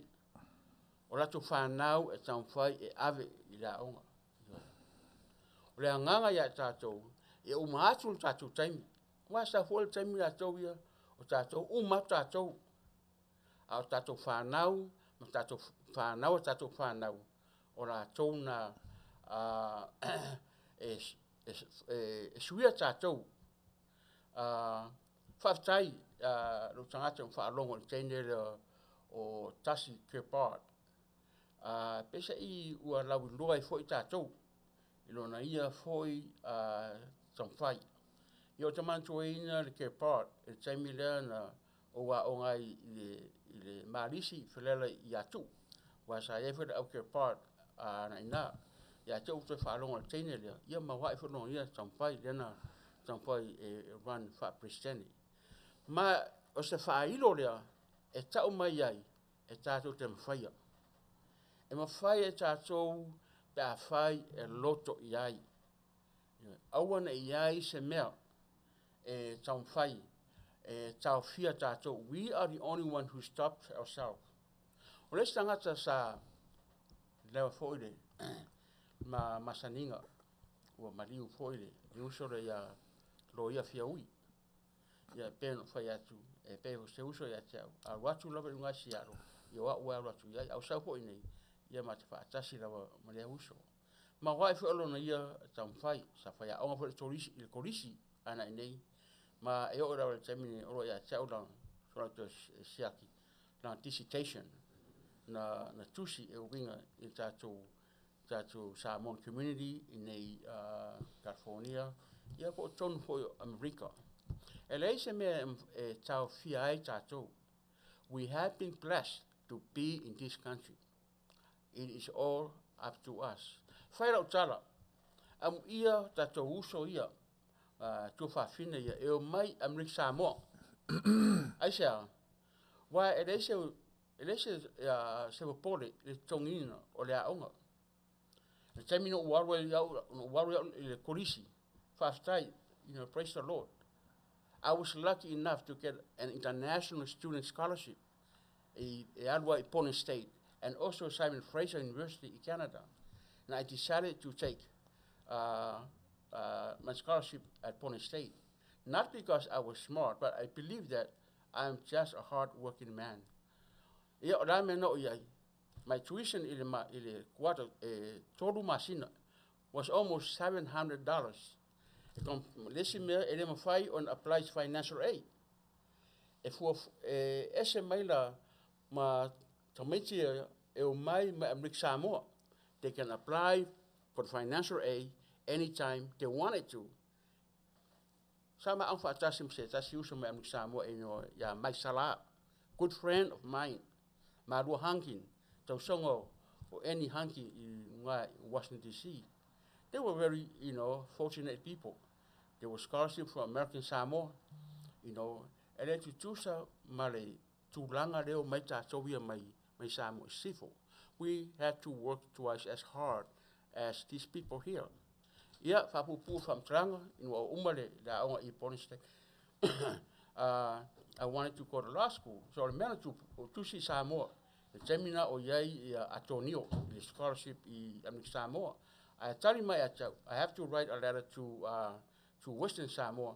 Tadua, and then final society Tamaitai, my podu. I wrote a letter to the Prime Minister of Samoa, seminar o yai to filau. Ia te lelo ina o tofi lau e voice sino pito sare longa. Ia te o tali mel tene no any meritist. Fa pe mai a tau o te watu Samoa. E whainga runga mua, then they will send me to the law school. I tell me now, I just wanted to go to school. So man for Seattle, I went to Seattle U and worked for my master. Whainga runga I told in Seattle. You're man but the point that I'm trying to make, we have been blessed. Samoa, we have to take advantage of the fact that they can apply, financial situation anytime. My family, it was a full total matter to honor to Fafinoa. And now I'm Samoa. They've been blessed. They can go to school anytime they wanted to, pay the in-state tuition when I have to pay the out-of-state tuition. But that's a challenge for me too. Listen me, la ainga foyo, lo foi to ele tangata foi, telling tupe to tell it for now. I didn't depend on them for one penny, but I've been blessed. If you really want something, you can get it. Nobody can stop you but you. Wa tau matua, wa nao se swani, mo tatou whanau. My daughter is graduating next week, and unfortunately I might not be able to make it. She made it to UCLA, and she is going to major in psychology. So I asked her, what are you going to do with psychology when you get out? I said, I wanted to go all the way for PhD. I said, okay, well, if that's what you want, go for it. But we never know, But anyway, pena o tau whamtara inatu, o tātou atu nufo. Tā Samoa o le atama mai, I swear to God, Eleai, nothing can stop us. It's only us that can stop us. Ia pese ila o se lapta inga, ile nei Afiafi, o se whaamalosi, mo tātou uma lava. Pese sau me se sifo, pese sau me se sau, me se sae e tasi tātou. Tutuila, Manuia, Savai upo, tātou whaalongo le tātou ile wharupenga o Samoa. Mai le tai samo, o te Manuia se pā ia le tai ura ulo o nā whanua. O lalo wingo le nāmea, tasi tātou Samoa. O le ame wale tātou whapea. Ese amni Samoa es mea na o mea papalangi. Tai tonu lawa, e tasi laungana, tasi tātou tūmanga I whanua, e tasi tātou I lumo le tua. Ia o se whaaso atu nā I nei Afiafi, e tūsa male tātou mtau. Malo. Ia oa whamalo whaftai, lau whafonga fo I Samoa I tu sai o nei tu lao le Afiafi. I se tā upu fo I e pe o na tala iai I a pol tauno fo e tamamatua I a Fonoia, ia I mea lava taua o onga. Ia manatu la ia Ale a whaatupula ia pea mo le aluanga i luma ia au leo ia au maia o le taiala ia e maise foi o nisi foi o fuafuanga ia e maise foi ia tātou whinaua ia e pei alwhale a onga o nei meo a o onga e mua lava o le alwhale a onga mua mo tau whanau o lea o mātua. O mātua le whale a onga mua whale a onga luna lua whaifi au le sunga i whawhengainga mo lātou whaltua. E kālesia tolu te tonu o vaenga tau community vaenga ia tātou te al whale a onga ana a whaila o tau o mātua ia o ina le punawa iola le nā e pei o le tau whaasoa mai ai mai au mai ai whaatustusanga na i whaltupe ma mea ia e whaape nā le soifuanga ole tama maletene a onga. Ia o le mea la leo le awai atu a tātou pese lea ia e whai watu ai fo le nei vaenga mua ia whai mai ia whatumisa ma le pese mana onga le tali. Ia o mana onga soifuanga la so se mea a onga o le mafutanga ia le ngata i lea o tau tinonga po alawa o mana o a mea uma ia maua lava le tali. Ia o si mai alau Faafofoga si Fofoga o le tae au fou veite o Samoa mai lang piti California nei malana o amnanga Tautai ia inga aluenga i Tiute ma Faiva.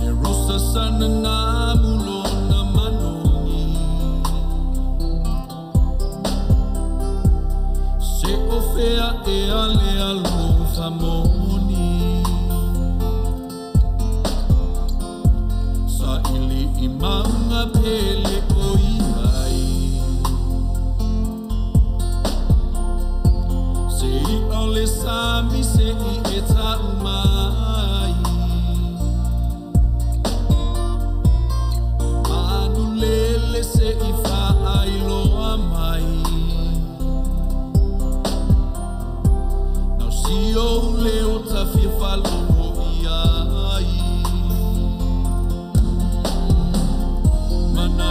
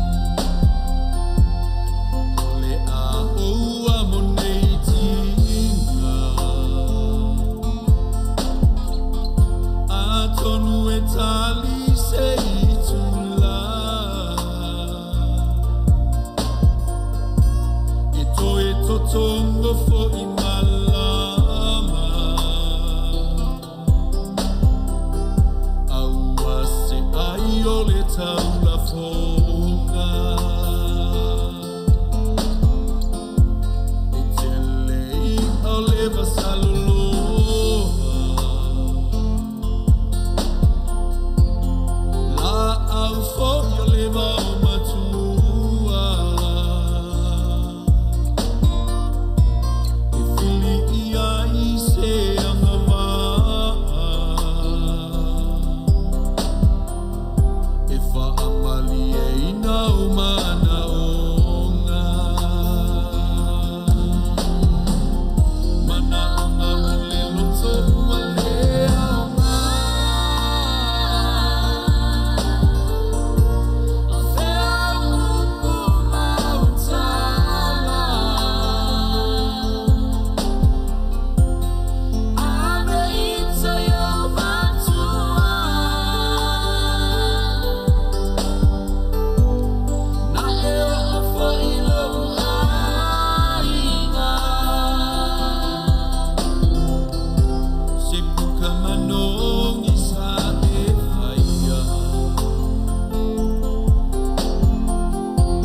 e fa amali e ailo ngalala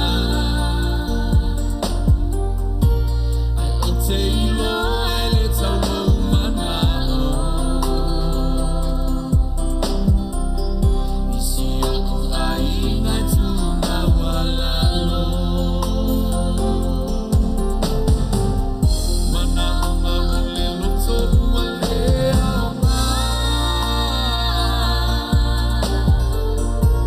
a fea upu mautala ame ito yo matua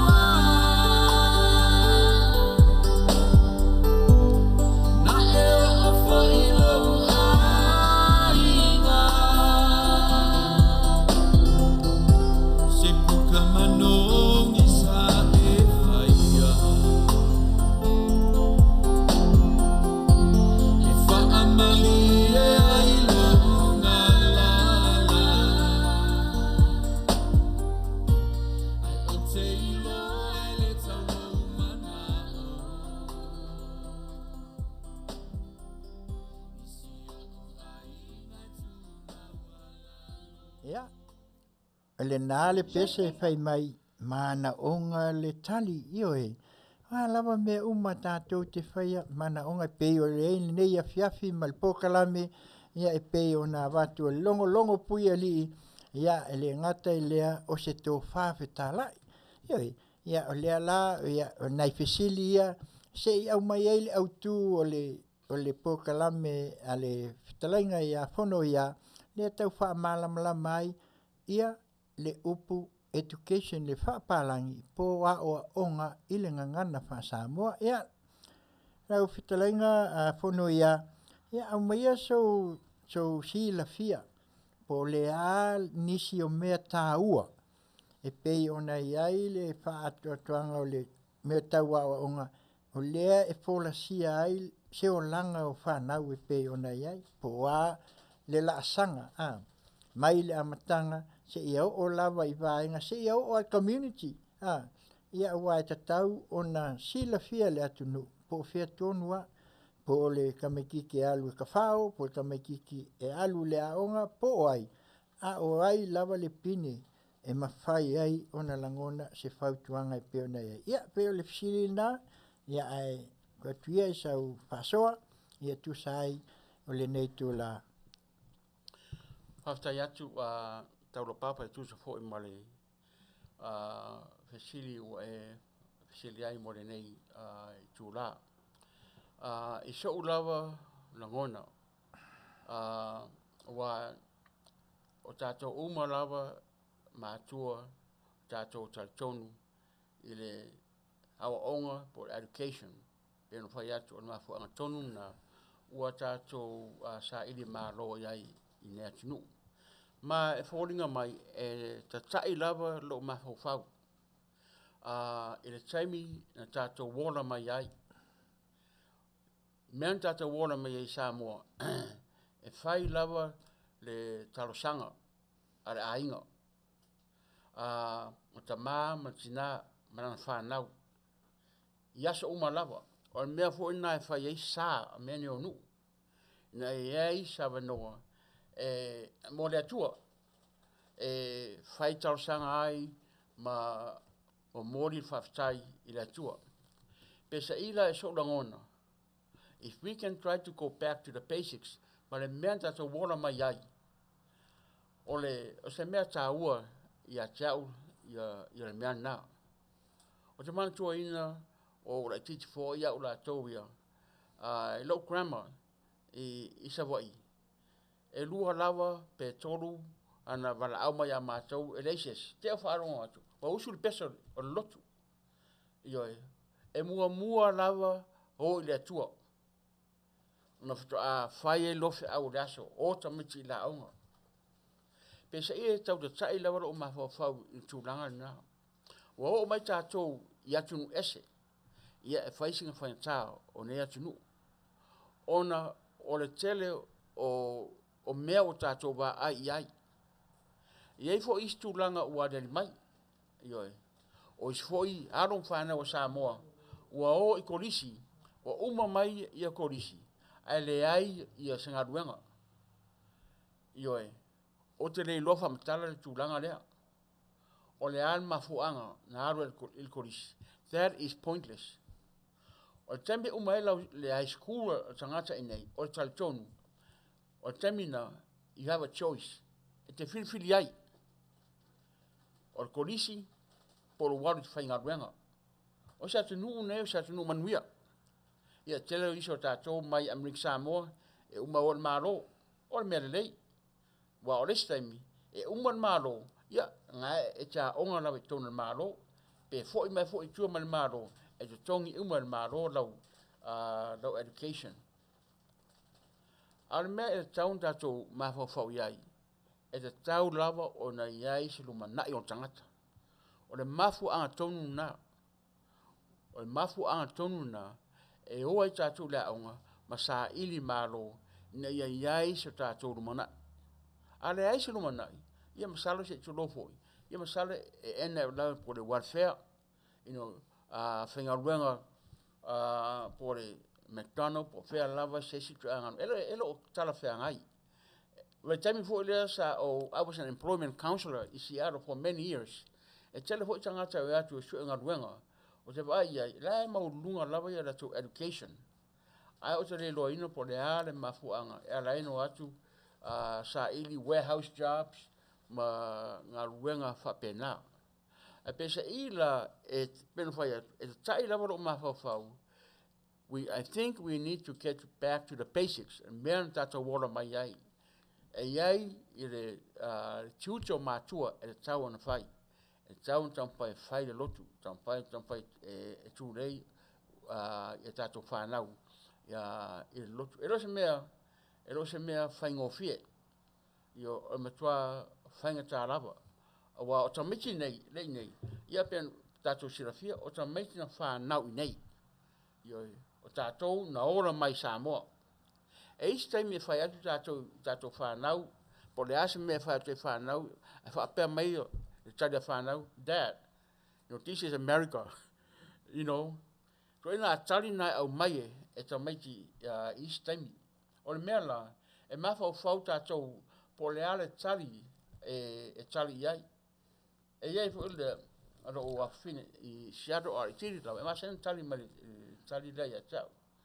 O tali iai, even though this is America, it's not going to take away the fact that you are a Samoan, I'm a Samoan, and I have to do my job. Well, they all, grew up fine. Ai pese uaru lava I le oranga fa Amerika. O tātou, o le mea mua I wa mawha I tangata. Ia iai solomangai. I le tonu la tunu nei. O la tunu is full of opportunity. O sa tunu Manuia. E ier o sa tununga whaapea. A whai ere mwhaun e ora I tonu I Amerika. You cannot live anywhere else in the world. This is the best God gave us. This is the best country we happen to live in. we've been blessed to be here. So what am I trying to say in here, or what am I trying to tell in here?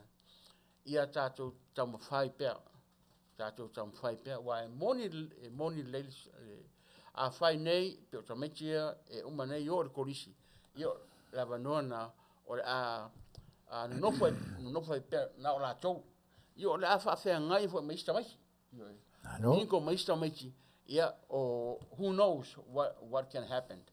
I lem fai on tam fai TTL tātou Ngaruenga tam fai tūlei pēr ia tātou whanau.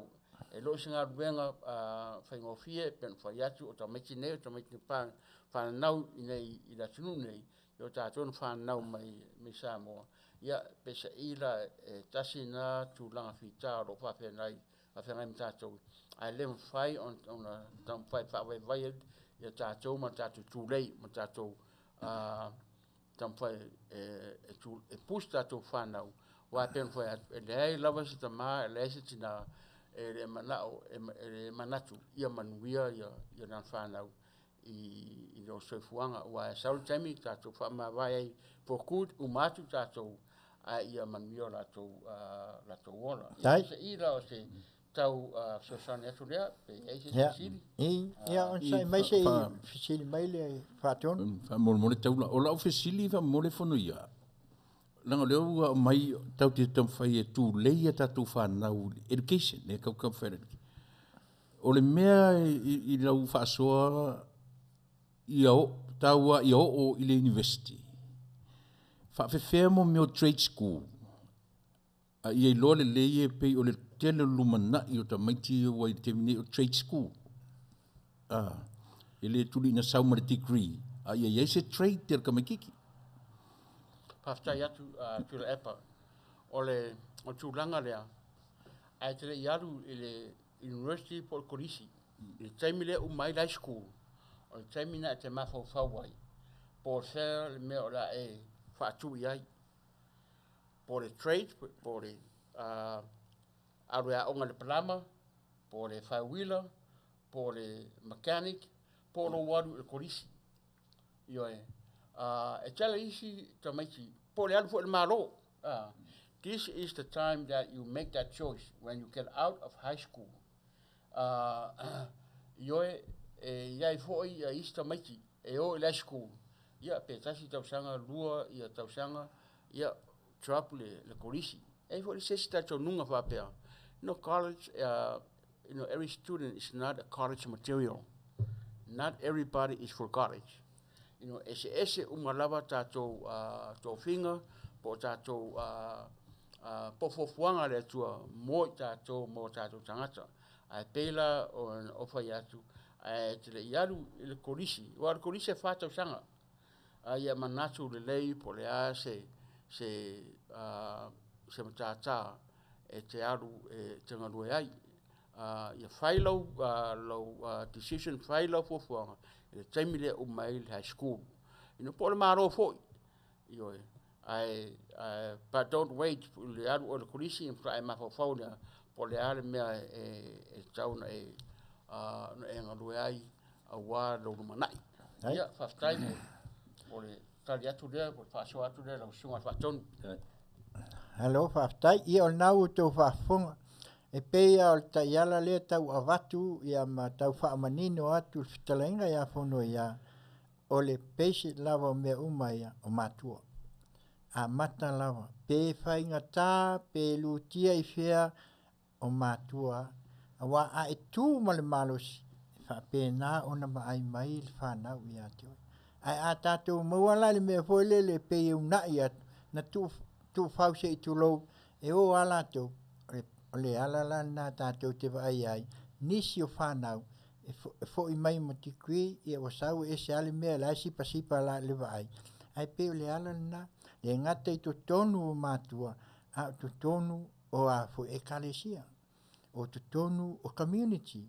O vaenga umai a tātou te lui tau ina ai le ola wha lea o onga. Pe ila o nei ai le tau mwhai mai o le Fetalaiga Fonoia, tāua ia. Tāua ia o onga.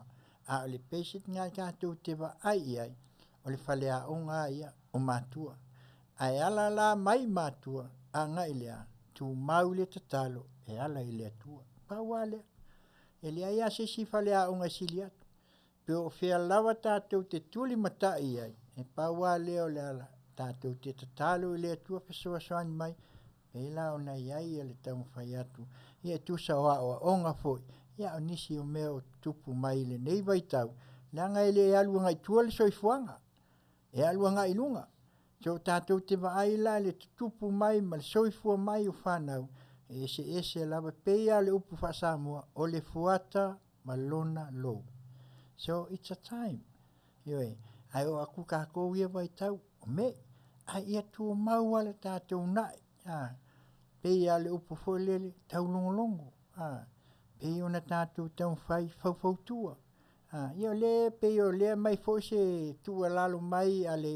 tasi Smith fai mai ia o le fusipaʻu ia ailai a lea o le fusipaʻu o le pakikiki ia ae o lona uiga foi la o mea ia afaina ai foi lele pe aoo foi tulafono ai nei ae atumau a tatou Samoa e lē ai alu le kamaikiki gakaʻuio ua e lua me o iai e mafaufau o le aave ai siontina ia o soifuaga le natua lenā e pei ona tau faamanino atu ai ia e faafetaitele atu i lau Fetalaiga Fonoia tusai foʻi o le mataupu e pei ona iai lenei tula ia o leu tou faafofoga mai ia o le vai aso lea o le o mai i le tamanei ia ono faauʻuga foʻi ia se alo foʻi o le Afioga iai po le Fetalaiga ia e pei ona o lē laau ai ai ae lē o mai le tatou pokalame ia ona manatu la ia lea ia e pei ona watu ia a faapefea pe a ua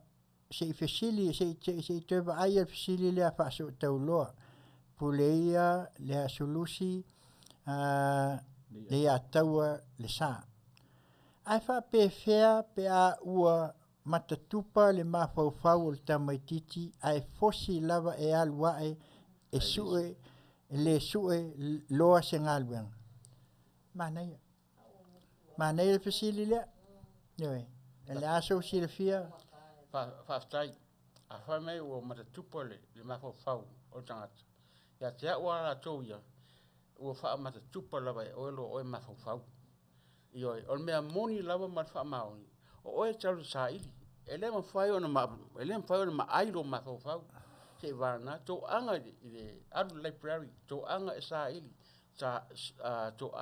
touaga e suʻesuʻe afai na nofonofo oe a te lē saʻili pe fai mea aʻoga pe galue o le mea na e o iai matatupa mafaufau o tagata na nofo le fale o mea na e o mai ai o te lē talitonu na mea pe o le matatupa o le mafaufau lau talamoni ma le faamaoni leo fai atu i latou o aʻu latou foʻi aʻu le sagata poto but I believe I'm a hard working man Yeah, Malo. That's why I made it in college. And I made it in college. My parents did not help me at all. I told them no. I made it on my own. I said, "Now that Tony to tell him I told Fonoia who's to Afini, I tutuila supported matu tama." Tai. Yeah, because I was telling you now, you know, your weaknesses are in nowhere. Yeah. Salu ono le tatou taimi ia pe o lea la atu la no la Afioga faton ia pola o te fifa so le tala faso tauloa ma tu foi si tala vo le o le poto o le mea lofa le maua tangata uma so ia le me e design ia le ma fo tangata e mfainga tamatiti anga i le universite e le tamatiti e a fo e drop out my high school na alu le trade school a saufainga luenga e siri mamau atu lona tutongi as an electrician, as a welder to inga trade here e kele aku kokongi o kama ia i le ko kele le degree holders Pio le menga kauanga i tato mafaufau le sistemi ona e le design uma mafaufau Tamaitai mo le universite Matfalon. Ya, Malo Faatalanoaga e pe o le wa maila le Philosophies le fatonu. E sa o le upu foi le Masani ai. A le o fatasi le practical ma le theory That's how the school, you need to learn those.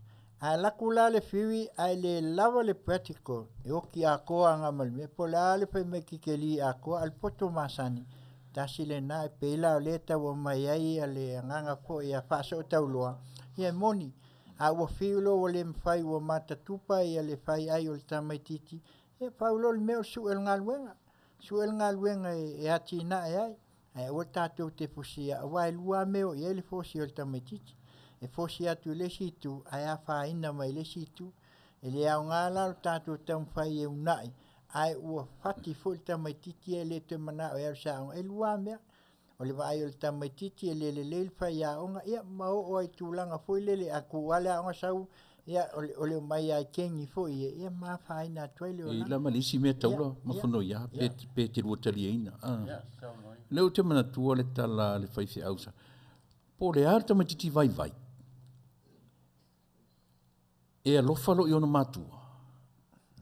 E whamanuia ina. E po le ara Tamaititi siri ngata mai lanolangi. Ai le alofa maava i ona matua. Mau mautaimi.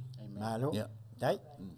Ia, o le ala o toi au mai lea. Ia wai pea le upu o le tātou te whalongo iai le tuspa ia. Le o tam whai tātou te o iai. Ia e awa i au matua e wha lewa lewa. Ia le ala wa mai tonu lava fo i sosani el wha tonu.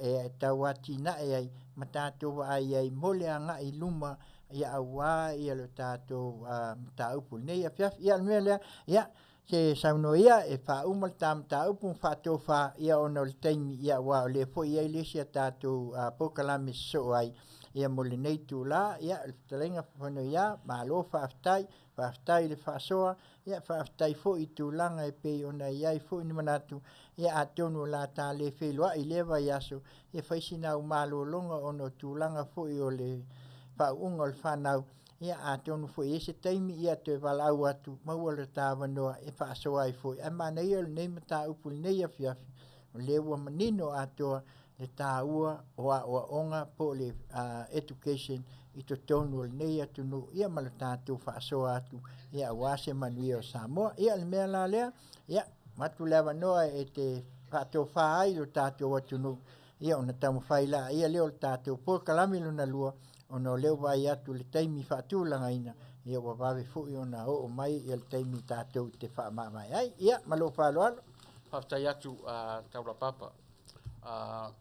Ia te wara tō ia. I believe I'm a very optimistic person. O te eilo manatu whapea, e leis tangata valea. E leis tangata valea. A whai te manatu o whapea te valea. O la e valea. A whai te manatu o tangata sa ili mo se lumana, sa ili mo se mea o iluma. E te alu sa ili. E te ale i lunga le taime tau ona e ala ai. This is the world of work. O le peno whai atu. We've been blessed to be in this country. If you can't live in this country, you can't live anywhere else in the world. Ia, ne te iwa pa ui atau, ai mori atu whaftai, i lau sunga, Tasi Smith, e tusa fō i malau whasoa mai. O la au walau atu, i oe, o te mana o mia lava, e saustaimi o luma, pe no whai atu. O i lau sunga, nau o mawatua, o lau sunga o loia. E iai i tangata, lea e wara au mai, whaapea, e fia whai pepa. Yeah, but they have criminal records. Ma tūlangara naya, I made it very clear, I don't touch those people. Tasi lava, e iai tangata i loia e tā ua o expungement attorney. O la tō na e tamu whai e clear records o tangata ni, ona whaama whai lea ona whasoasrani iai.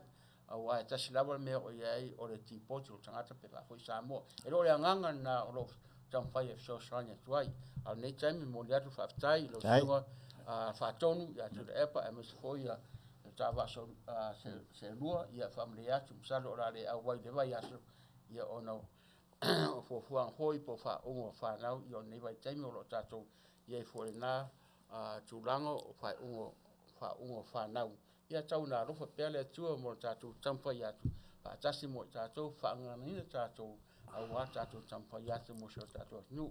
Iai fo se upu wale tautamari pe talawhea ngai i la o tau wha mai ia la foia i nuu le ai ngā.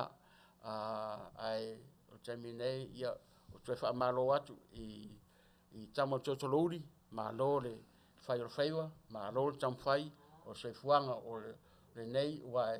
O le mea whangata ai pe se i o tātou lawa leo ua whai masui o salawhai. Ia masalo tātou whai upu le a iei lawa tanu wasa a toa ana pe o la lea upu. Ia tau nā rofa le atua wha Manuia ia te o tau. Ia masalo o se talanoa atu lea, sa taime o luma tātou mawai o lea fwoi sauri mai se tasi o tupa afine e tusa fwoi ma fuafuanga le ni Afiafi. Ia soifua mai Manuia. Ia, mai alo au, ia, le nā le whaiunga o le nei a vaenga mua longo pui ali o se tō wha Fetalaiga. Ia le pese lea, whai mai Georgia. Mai a pungai sister, si Fofogaina o le tai a fo radio Samoa mai Long Beach, California nei, malana ua unanga Tautai i ngā luenga i Tiute ma Faiva. Misi mai alau wha.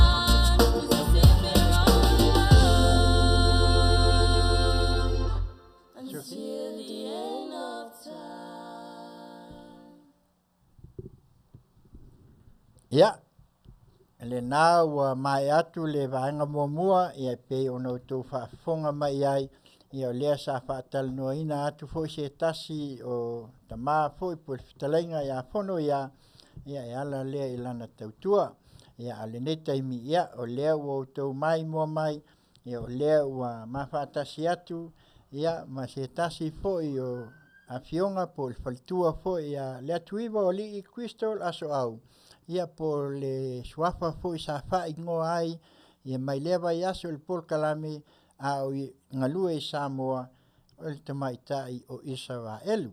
Nioi, ia o le whaasoa o le nei fo i vaenga ua taua whaasoa i mea sa tutupu i tausanga ua tuana.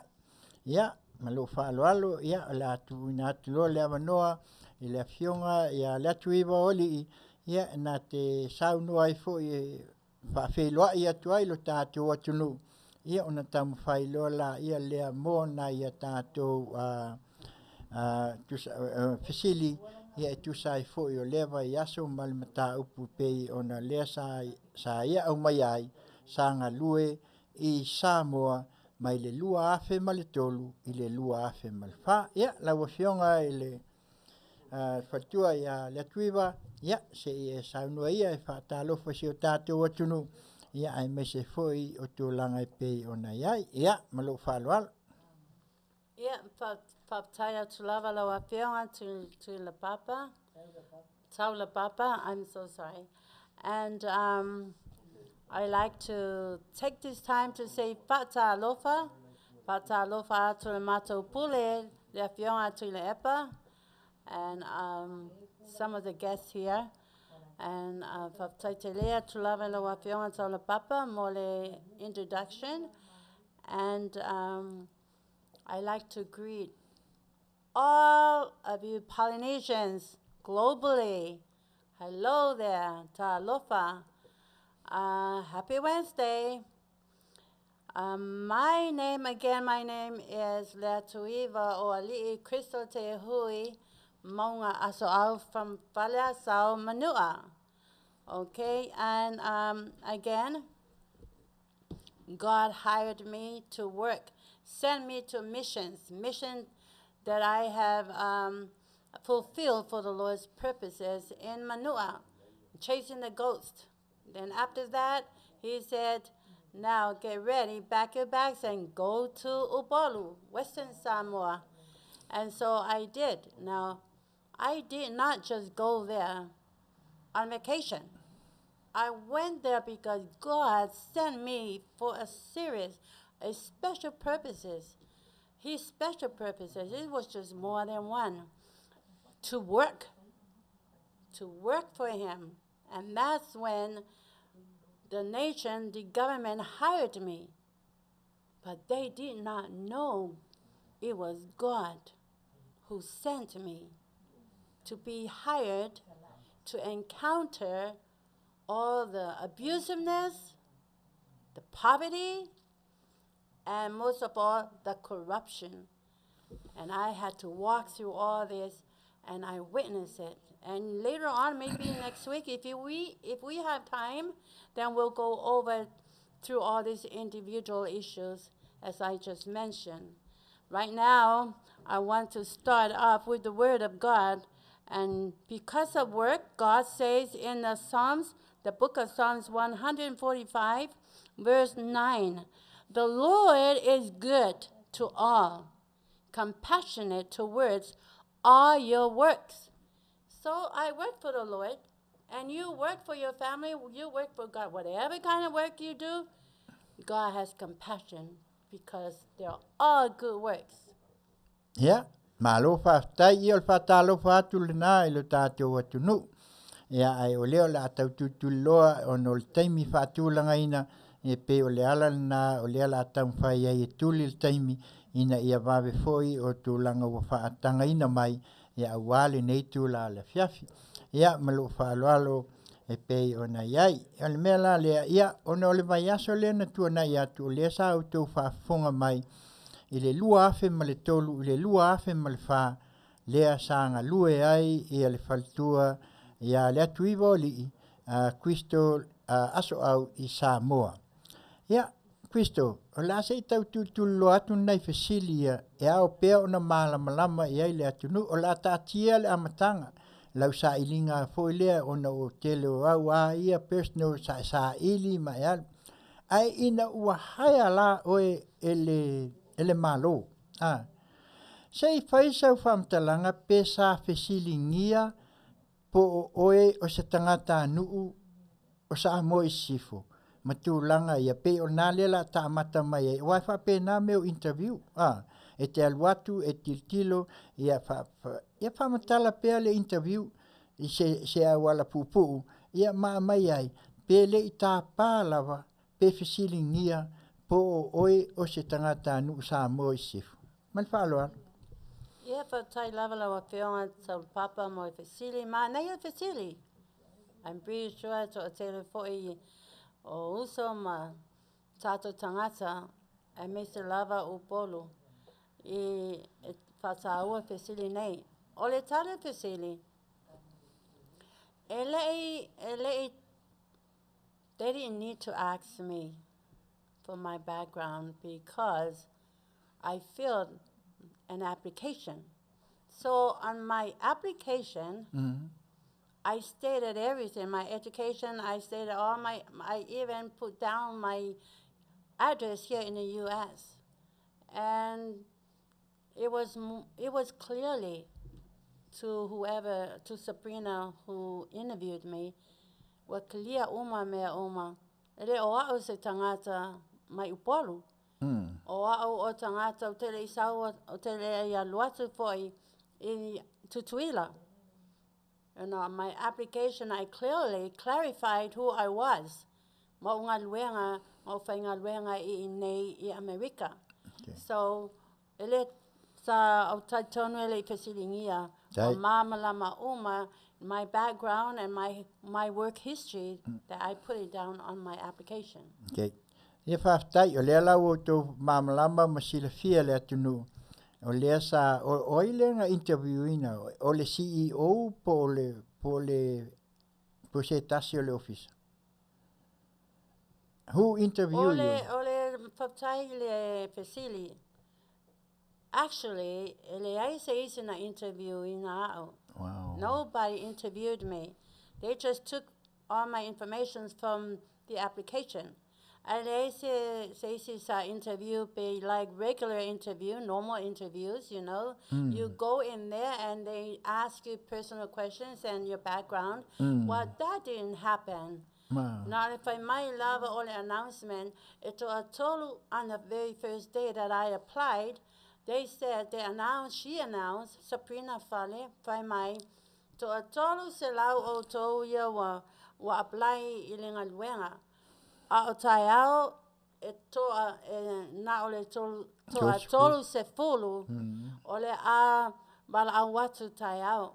Yeah, I don't know if these other 29 people, because I'm pretty sure I was one of the 30th, been an interview for ilato ya pele ai aloto sa watu lava ya so nobody personally interviewed me. Ele whaftai, ia o luna winga la ele ai na o haya sawa oe au mai male taitu ia oe o le Debt Recovery Officer.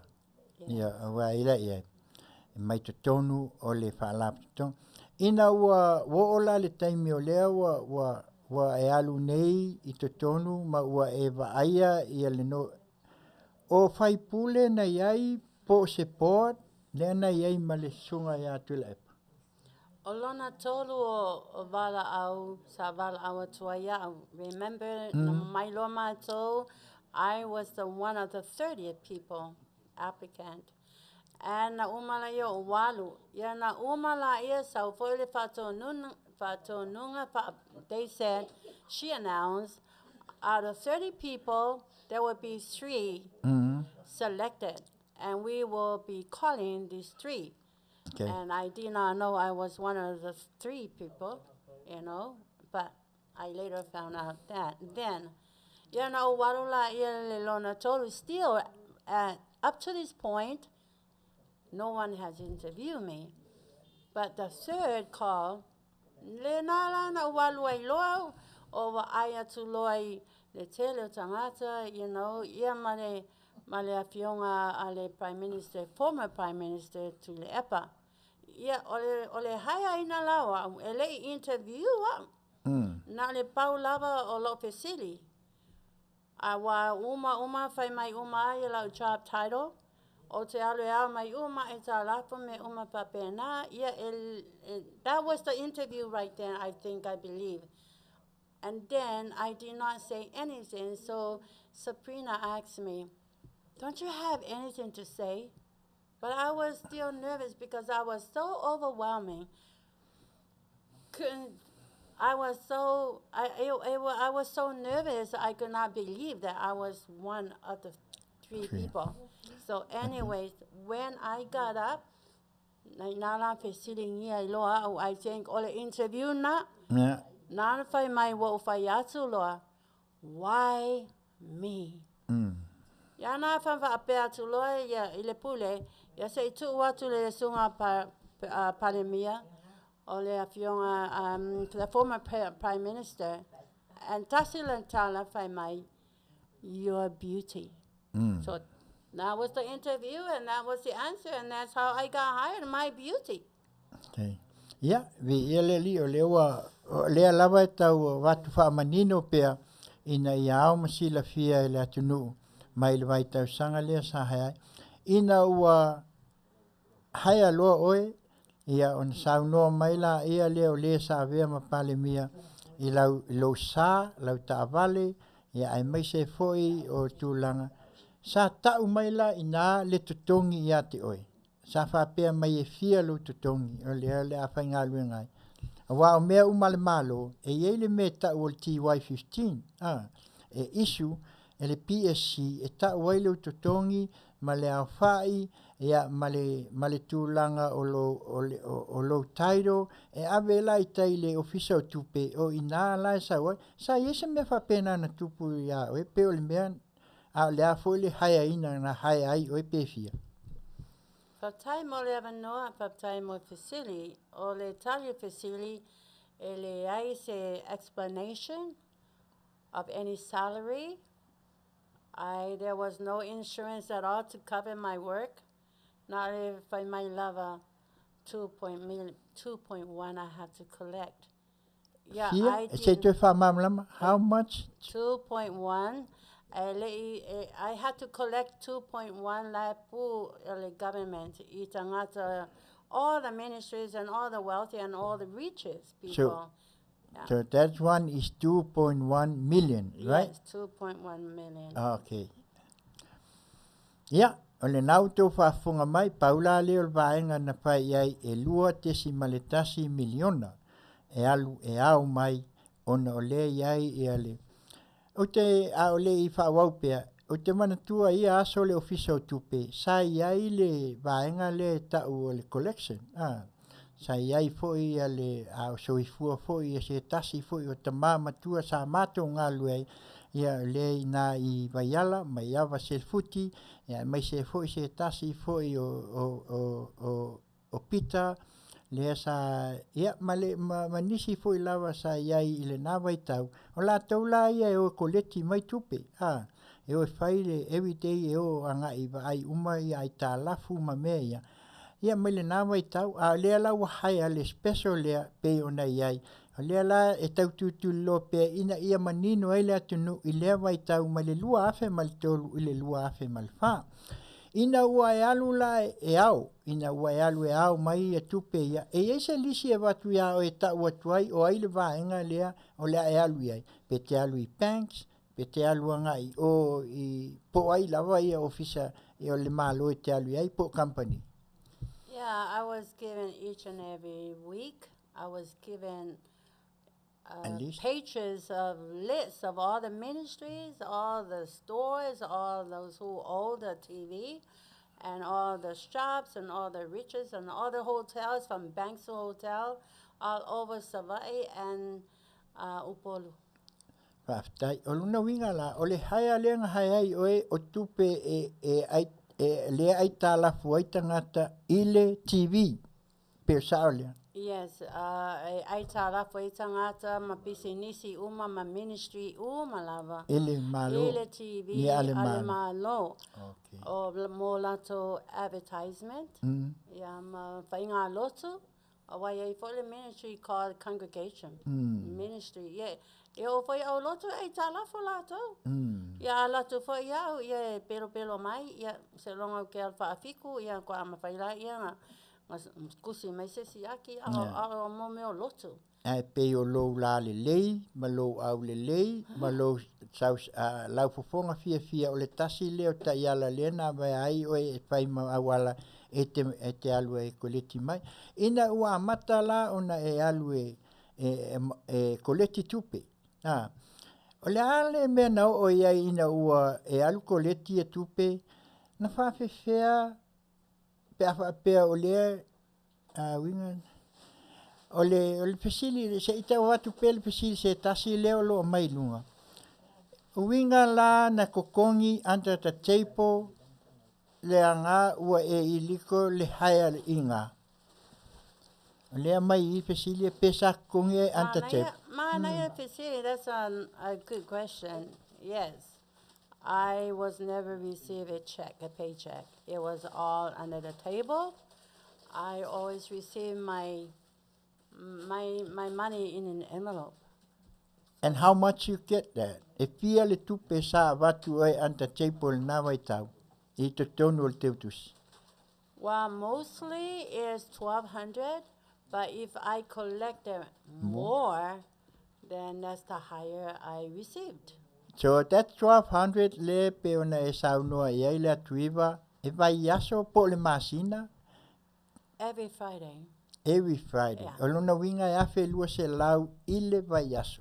Yes. A wha lava yaso masisi atu o lona winga e wha afe valu se lau pe lima afe I le Masina le tupe e watu iati oi. Pol sao lea? Yes. Pea wale afe lua e afe mai a te le lau koleti. O le ase amount, o le ase tupe na koleti e oi. O le ase sau sila fia se tupe na e alu au mai.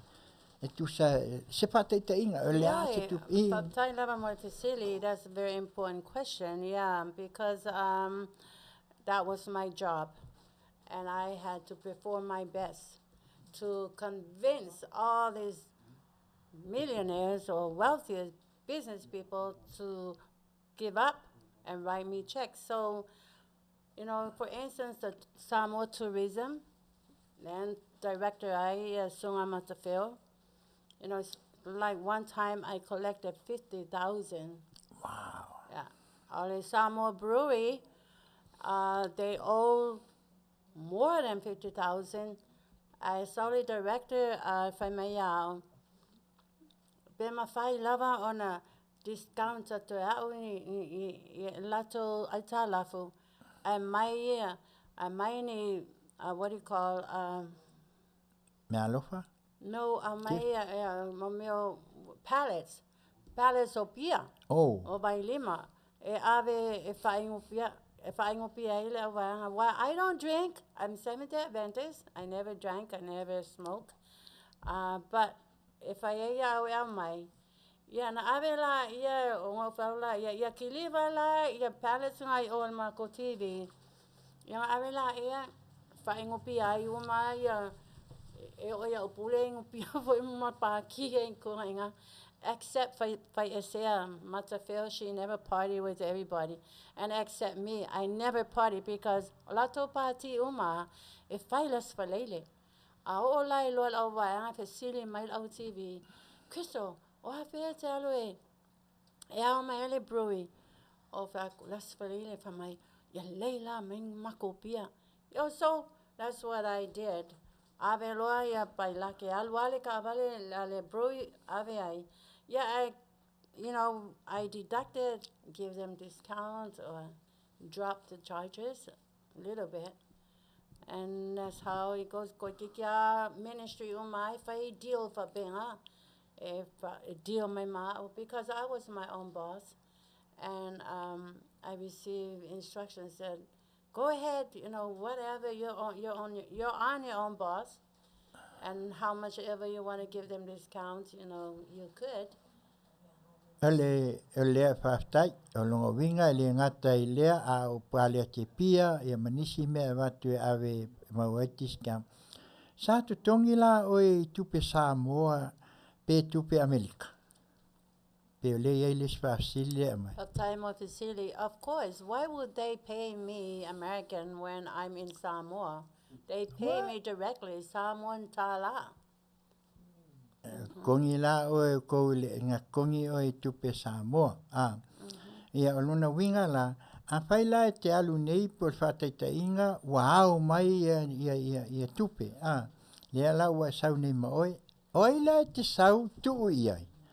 Wa e tatau na alu sao tupe ia nga I o le official tupe, ia whalisiki ai, po e sau foi whai lisiki. Oi la e te sau tuu iai. E tuu I le CEO, pe tuu I le wa kau foi ngai ele lako tangata le pe se accountant no ngai ku iai tupe, se sau noa le tūlanga lea.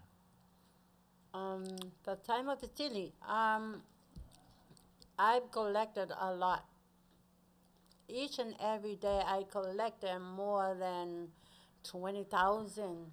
Yeah, that's the lowest I could collect, was between 20,000 and 30,000. Yeah, o mea la, mai se ministry, le tupe iau, yeah. E alua mala o tusili siki. Ya ngau tango la ia give them, write them a receipt. Yeah. Na ave la ia o la kolisiki ngala yo amalisiki ia male tupe atoa back to my office, and then me and Asalemu we counted the money, and sometimes I just counted by myself because he was always absent. Yeah, and then it matched everything. My receipt always matched. There was never a dime missing. I was very faithful. Nothing was missing. And then I would turn all that money on Friday to Sabrina. And then Sabrina would take it to Yele secretary. I think she's related to what's her name? My CEO. Faisea, Matafeo. So they lola out from behind the wall where the money went. All I did, done my part, collected, put all the receipts and the money in the back, and I gave it to Sabrina. And then I believe I saw many times she walks in Faisea's room, and then that secretary. That's it. You know what? Olona winga la o tupe e koleti mai e oe from Monday, Tuesday, Wednesday, Thursday, Friday, whako a turn in mai oil tupe atoa lea il vaiasu. No, Oh, each and every day Okay. I turn in. I cannot take the money with me to home because that was one of the rules, one of the protocol.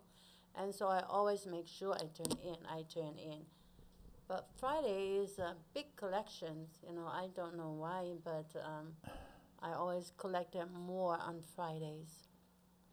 Yeah, le tau tuli loa I le discount le pia, because if this is the government, po le whailonga hoe po tupe ale malo, ale mea o tali ai pia, mapaila te pia lea ai issue ai discount, because this is the government money.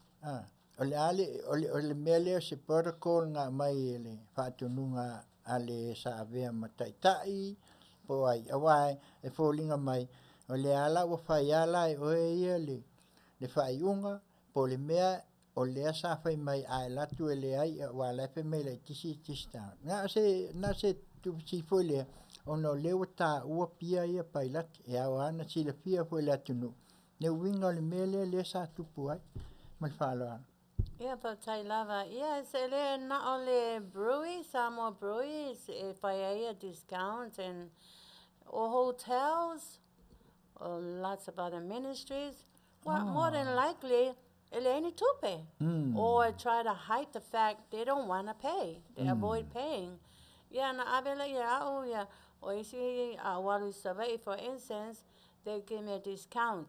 They said, e whape whawhiwhia, e watu le room, e pa mai lalo mato discount. E whape na isi ministry, e whape watu mea e mai discount. So, o banks for a year, mawhi le mea lea, a watu ia, e tuli ai o I tua la lafi mai ai. Ia o te alu I tua ma lau pinge ngā DRO, you know, debt recovery officer. Kua alu kuri a le secretary kua langa poko. Ia, pa mai for la, ia, pia matu lea, I discount mai. Well, you know, we have to have the money, so I make offer.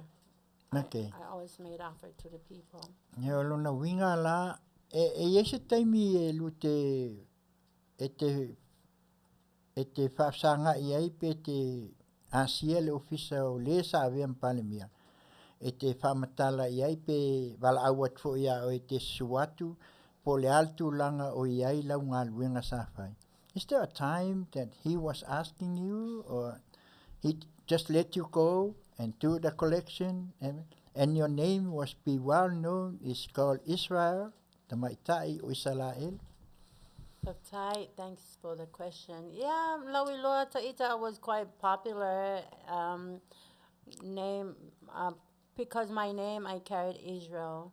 A lot of people they when they saw me they say, yeah, Israel lale, yeah, and me say Tamaiti, loa titilo malo ya o mai Atoa ya laingo ka meke ka momo e mai ya o fi ai, you know. Yeah, o mala o siaki nga ave whaakawi whalao e o le whale ma ave latina me pena. But in regards to meeting the Prime Minister, in regards of the money, no. In regards to my job, no. The only, when I met with the Prime Minister, former Prime Minister, it was all about an issue that was I saw encountered corruption. So when I have an issue, I will go and appear before him, put on my veil, and my Bible, I will set my Bible here, right in front of him, so that he could heed to me and so that he could fear God and do what's right, because I always point to the Bible. I say, you gotta fear God. Yeah, te mira na walwe ma se to ina leo au o wanki.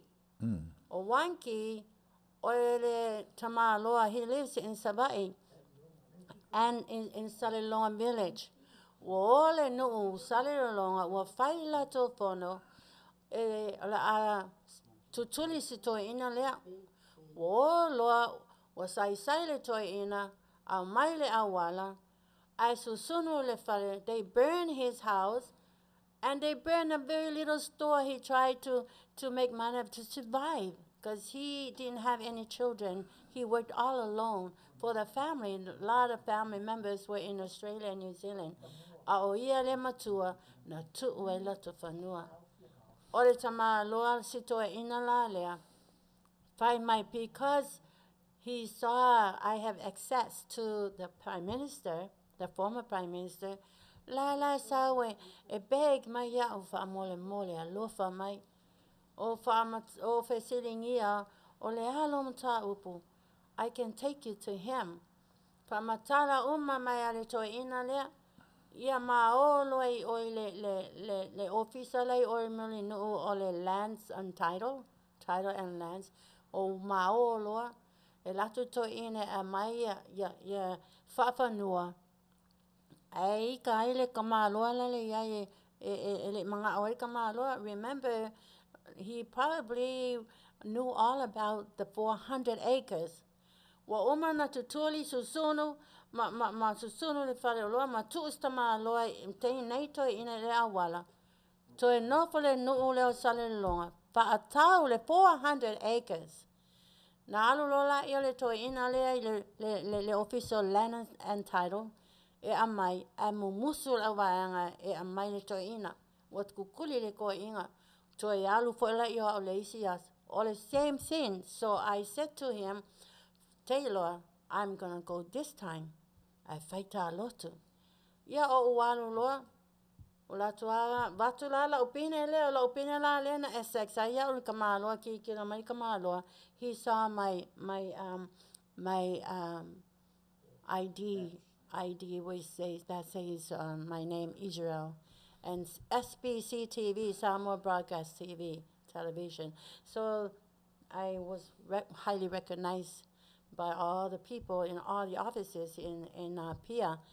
So fakuloa o kamaloa mai au mai le fafanua le ainga au wanki watu le 5 ta lai fai so lunch. Ya, halu la to tamaloa mai la to le map o kanoa ave le 5 la kamaloa le wanki ele esenga luenga. No job, no income.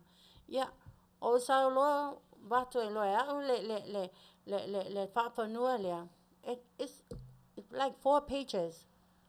Yeah, koe alu leo ama koe whai oma whako lorkam. Koe mai ko kongo o le profile.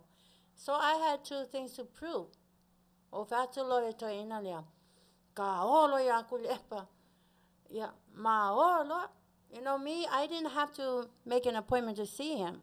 I just walk up there and ask his secretary, tell him, this is Israel. I need to see him. So Fabella, the Prime Minister, Leatuivaoalii say, it's a matter in regards to my job.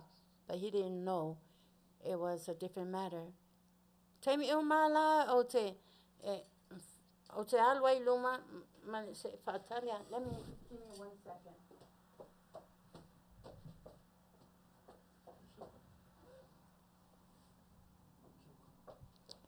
Ia, o le nā wa pe ono tō whaafonga mai ia o lea wa se tu atu le sia manoa ia e tamu whai mai ai. Ia ai o lea wa wawa atu ono le tātou taimi ia la se i tā atu le pese lea a uma lea ia ona whaawau atu la ia lea o le vaenga mulimuli ma longa lua ua se e lo sa aua ne ingalo le atua. Ua se e lo sa aua ne ingalo le atua mai atu pai tautongi family. So remember, Chivo Ponga Tai au po Radio Samoa mai Long Beach, California nei mai lana ua nanga Tautai ia e Galuega i Tiute mawhai. Awia, lea na.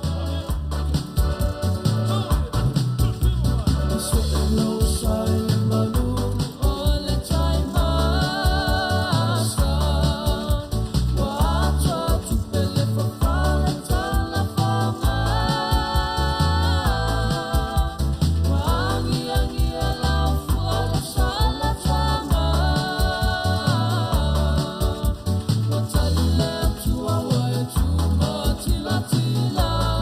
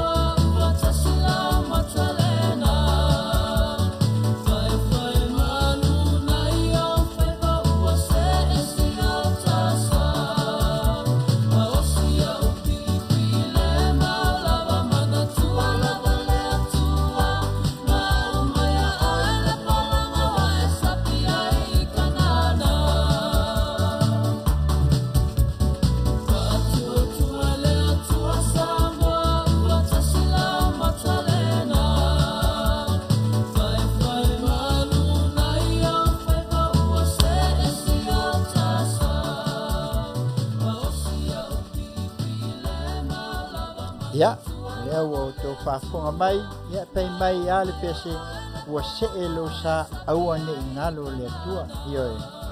Maneia io ia whātunga, ioe poa lava mea, pe tātou te o, tua nai maluma nai, se e lava lo tātou sa, ia wā o le atua na te whātou folau. O lea la whai e lua, tolua fesili o le multiple choice, wai kauanga i enga i fesili na pau ale langa le manao ia tangata o le lungo o pena te whai lang e fia malama. O le tali la Kristo ioe malele ai, o le fesili mai, e le ngā tia mea ia langa tau na wha mamalama. Sa whai se lua nina ua e talanoa ma le sa avema pale mia, e se taimi sa whai ai se afea ma oe, o le winga i ioe le ai. Ina ia etas ele kiki ar tali ele tau famtalainga a e ioe na ele o se taimi a le ai e ai fo se taimi a ia mamala mai langa le tuli mal pokalam mal fa alo e If of Tailava Taulava facility, why I'm pretty sure my answer to your question will benefit a whole bunch of people that are asking the same question. Then if I say, did I have an affair with the Prime Minister? Although it's so sour to lava. But not only Prime Minister, if I say my affair, I would say no, because I'm a God-fearing woman. yeah O te alu lava ma ave lau tuspaia, ma ave lau veli, te mi uma o te alu e tonu chambers ala au vaenga, o director ministers, I always carry my veil, I always carry my Bible. So be na ola le Prime Minister if I say my affair. Number one, I'm a God-fearing woman. That's not the reason why God hired me. Number two, I feel I love him as my own father. I respect him. There's no way that I will go to that level. I respect him. haftai ya vaila fengo fie o le tali mo o to uma lo tu fesili mai ele ai ioe ele ai e paule na tali le lava o lona lua e pei o le tau tuli loa mai i o le sa noa sa tutongi tupe oi ai a o la taimi o le sa whatau aia mea tau mea aia nai whanau e o whai mai o tong siaki oi po le whaasaonga o lau siaki lea pe o le tupe lea watu pe se siaki le o tutongi ai ia mea ai al whanau ina ia mamlam langa o le o tu fasil whai mai lato po le whai mai sa no mai a Kristo sa tutongi siaki ia o i tupe a leo foto e mai whai mai sa tutongi e siaki ina ia mamalama pe ina ia manino e ai o tupe sa tutongi ai o i pol sa o le i pole le ai Le ai nisiaki na mai au. Fastai. O tupe, I always had a lot of money because I had no children, I had no bills. Free lau fale, free lau kavale, mai e tuile epa, free everything. So I always carry lots of money, and I always look forward cash. And I always look forward to I carry because of these kids. I see in the poverty. So I always carry my cash. Mo tamaiti langa a walile town. Ba ailo ya au tatawa isala elu. Yo mai mai la ia e pula uskeke. E pula po kasi fa mai pe mai fa mo pe mai ma lo king fangu. Fa ise me ai foil. E pula uske mai fa mo le isala elu. Pe ma fai lava na mai le foil. Pea umana ai. O whātua lola ia. O le ame mana ame o le foil.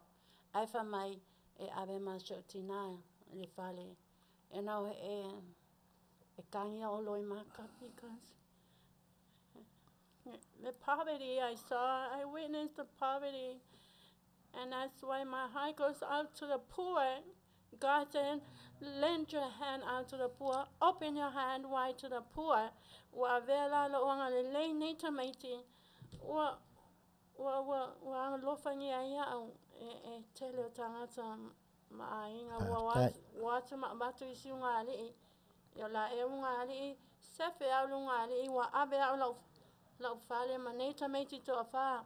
I took care of them. I fed them. I bought a lot of food for them. And that's my heart goes out to the poor. Ia, whaftai, ia o le tali, ne ai, ia e. Nā o tō mamlama, o le tupe, le sa mai e. O le sili muli la, po le a I, po le ai. O tele o tupe ia na e awina, o siaki, ma le cash, o le sa o lea. I, pe na o cash, pe iai fu I ma siaki. E tele o tu o pe mengo siaki. Ia. Ia, nau o tō whaafonga Samoa po o tali uma tō sili le sa o tō mana o ai. Ia a o tali atu loa, ia le la whaawau pia sa unoanga isa la elu, ia le sa whaingoa i le nā taimi i le case le sa ia I sa le longa I nā I le Afioga fo ia wonki. Ia usi mai pia lau whaafonga. Whaatasi whaalua. Whaatolu na wale aves tamaloa lea wanki. Maola I le Afioga a le Prime Minister. Teimi o malau te alua I. O te latu loa o no folo I lalo. Whaatalofa le Afioga paramia. Ia no tano la ia e open lau ato. I open my purse. A mai whafole tu spa ia. Put it on this corner of his desk. O ka loa mai lau veli.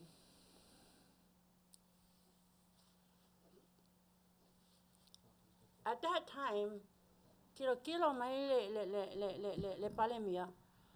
What is she doing? You know, kilo mai papenga ia le koina. Ia ala le abenga aku le avaku yanga ia propose the proposal. O fakula ia so mai I. Ia. O fai lo proposal I le Prime Minister. O fai atu. O le sunga lea wanki. E o nina whanua ia. Ia ave ma le profile, le portfolio. Ia tilo. He turned the pages over and over. Koe ki kilo I le whanua ia e 5 pages. And they're like big pages. O whātolo la ia. Ia, whailo tala wanki. Lawa taha mai I le palemia. Ia, whailo le whamatalanga. Toe whamatala, foe mena whamatala iau. O le teimi la nei, watangi le toe ina. Ia, kawa o mili sko inga whapea. Ia, se whaalonga kola ia le kala le palemia. Ona whamaila le palemia. Vai. Oila loi I le general attorney. Attorney General. Attorney General. Or whoever that's his second in power. Yo fatula, ia. Ai se a. Ai fai mai. E fai atu nga ia le kali mo olo. Ia, I'm not going to say anything. Ele se kali mo olua. Ai o le lo. Yeah, I don't know who this gentleman was. Yeah, ma o lo la ia. E ma o aku. Ai pepelo foi la ia kamalo. E ma aku kongwa e lewo wa mei ko kongo le officer. Yeah, Saudi secretary a mea o fakula ia. Pamon mole a le ma mai kukuli mai ma o e kule e pai e va le attorney general. Ai fa mai sole wai misi ai o loa. Kwa loa ku nge ia kamalo la e alu le airport. O la e alu nge le va le New Zealand. Ale nga ova ai mai nge ia le kamalo le I know that's him. Maolo kau maolo la lafi le kona. Se ma kilo pe mo in wan mo ia kamalo. Ai ako maua. Sau lesi fatina Pisina, she was well dressed like a businesswoman. Sau wa aru ko kong. Ya. O faku sau kau. Ala ko wa le fafinga le aru le kamale ave kong le poku al kamalo le attorney general. Ya. ma whanong kuku, ma whanong longo, e lo pinge la ngā lewa respecte mai au ne kama lea. Ai na, whakula ia. Ala pisa mai ka ngā kai kongo o. Ai wha mai se le ai o lis kama aloa lai whai le appointment. O whakula me ke pepelo ai. Ma ai. Kukuli mai ma ua ka ngela ka ua ia kuli e palango kuli e panga nga kukuli mai ma ua e vai kama aloa lea. Ia o kele loa fa mai se lau kala mai sao. Ku alua ku ngei ia kama aloa. Langa lenga kolo mai ka fa mai kama le secretary lea. Langa lenga kolo mai kuli e pa. Ia fesili mai le ia. So I believe wa kolo kuile e pa ile kama le secretary lea. E owa nge alawinga ma ua kama aloa lea. You know? I have common sense. I'm a professional businesswoman and I'm a daughter of God. And I know senses. I could sense it. E pe pero kama aloa lea. Yeah, ele iwa aima ua kama aloa. So I have a strong feeling of I could kama sko inga lea ke loa. Wa kolo mai le Prime Minister. E pe pero mai a ka ua. Laua alu kama aloa. A lea kawa i mengea walu le whawhinge kokongu le. That's what I call corruption. You know, and that's not, there's so much I've witnessed about corruption. Ya lela maoloa. Ya, ele se fai ungo la ea mea pe fa every time I appear before him, I wore my veil. E ala na veil. Because the holiness of God could be upon me. Ma ai mai le ko inga. O la e fai, la ua kukuspa ia. So he could fear God and do what's right. Because I said my last word to Tulipa, I said, Loa Fionga Tulipa, you need to fear God. You need to do what's right in the eyes of God and the eyes of the law. Ale fai ol mea sao, e ave eselea tuan malo maya oi. He will curse you. Yeah, leo sao asol. Yeah, so. Ia, Malo Faatalanoaga i o nau tō whaafonga mai. Ia o le tele lava o lea lava e tau pisilingia. Ia e pei o na iai fwoi tū langa o leo whaamanino. Ia e se tasi fwoi o tamā pei o na iai le Afioga salunga. Ia atonu o le te pai o tō maua mai. Ia o lea sa tō mafuta i le nawa i tau i le lua afe ma le tolu ma le lua afe ma le wha. Ia e tu sai fwoi o no tū langa sanga lue ai. Ia le faltua politina ne ia Kristo ia e pe ona iai. Ia o la taimi na tu ua ai ia Samoa ai malanga mai. Awai o le tau tuli mai fo iso sili. Fesili po le al taimi po le mea ngā luese mai o. Ina ia manino pele atunu i le tau mawhainga e te wha malama i lea vai tau. Ia ona watfuela ia leo nai fesili o fesili lava ia o lo fia maua mai i le atunu matulanga e pe ona iai. Mal whaaloalo, Kristo. Ia whaptai lava mo le fesili. E iai a utali uma o tō fesili. I walked through the path that God had designated for me. Ai lei tali atu fesili se whamanato tu lava ia auto. Ole, wa toe fōi nele a inge lato whanua. Praise the Lord, hallelujah. For many, many years after fighting, I started the battle. Wa tango la tama loa le to ina lea, wa kusi lo ingoa. Wa faali mai le to ina lea, ma fesili mai. E lima se fulu eka la avatu ma oi. Ia, kanga le ko inga wa fesili mai o fere mea, tiro lo atu au. And I chose the beaches area. O fatu fia mana o le area le tiali fanga o beach a walu e sau da hela o beach fale te e vai mata ele ali sami. O afa pela e faafofoga mai o to ia le ainga wanki. Wa uma na sengia le toina le lima se fulu eka e mai maao. O late i tai o le sami. So toma na ola e whaia mea sao. Ia alofa mai a o una not the first battle for your family.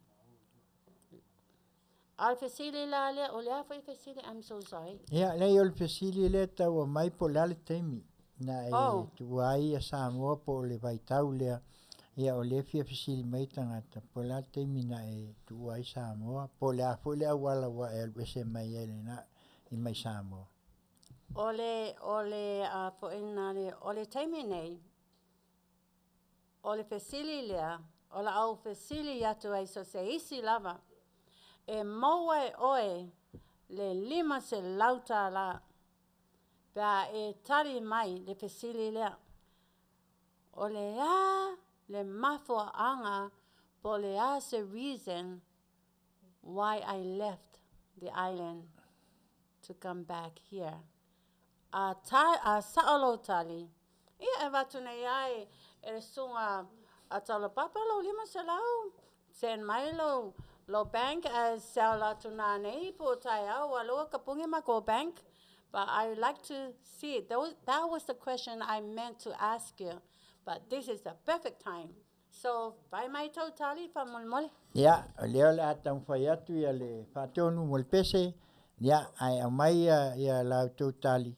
Ia, ai moltaimi lava, on sai mai lava. Ia, o lese ia au mai ia le tali ia le kaua e le.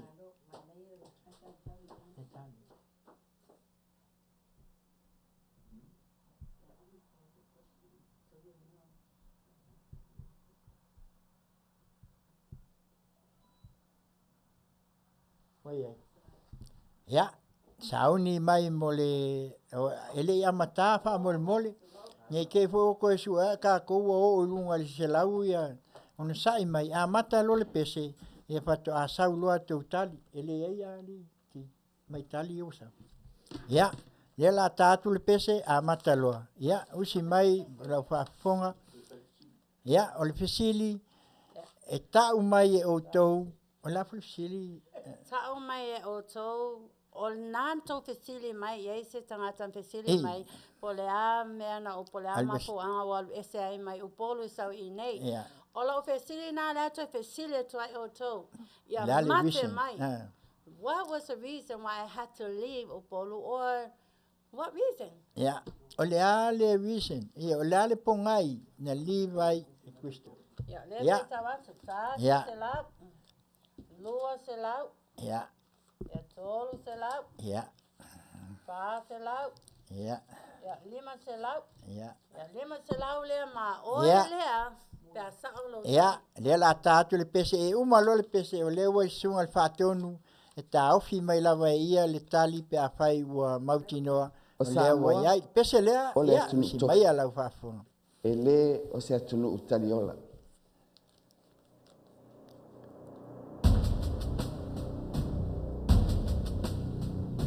Lima selau. So liulale o fesili o le ale vision na livai e Cristo ia Samoa. Ya, fesili na nga o kele fai mai o overstay mai isi sa ili limona. Ya. Lofo ita fa se ele na lule na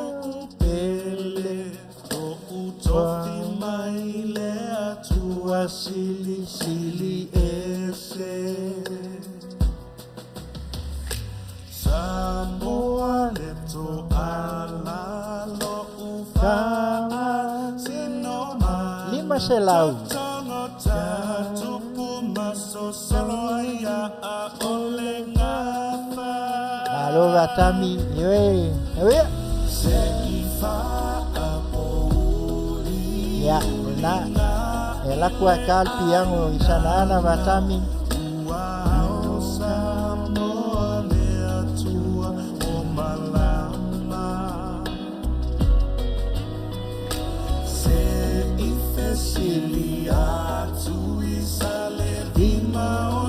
Taulanga no fo ilele fule fumale ie tala tala Sanile atunu upelesa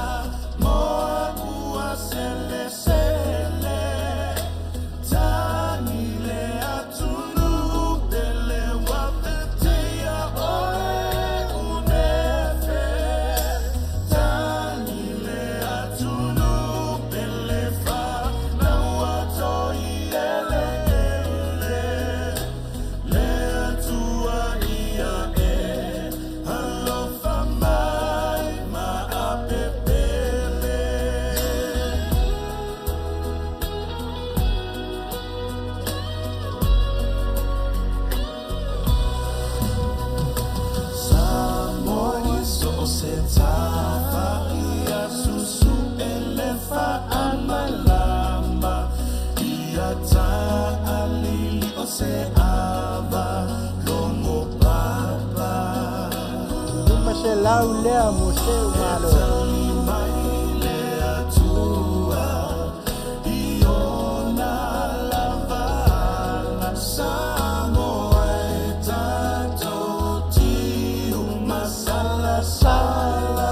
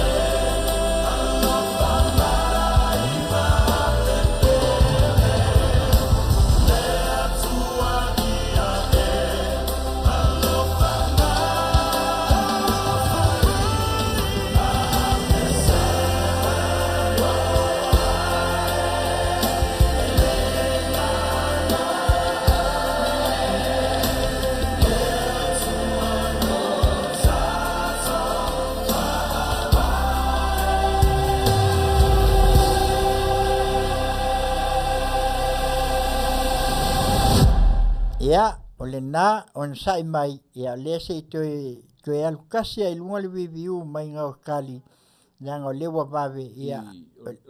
Ia le tali e tau lata i ai. Ai, ele o, ai tu atu pe ia Kristo. Ia se tua. A le lau fe tua le tali, pe tau mai pe Kristo. Le tali ngai. Le se tali o sa o mai i tali umai. Ia, ai whakwe kua ele me ngā le whai mai le tau la lata mai. O i o le family problem.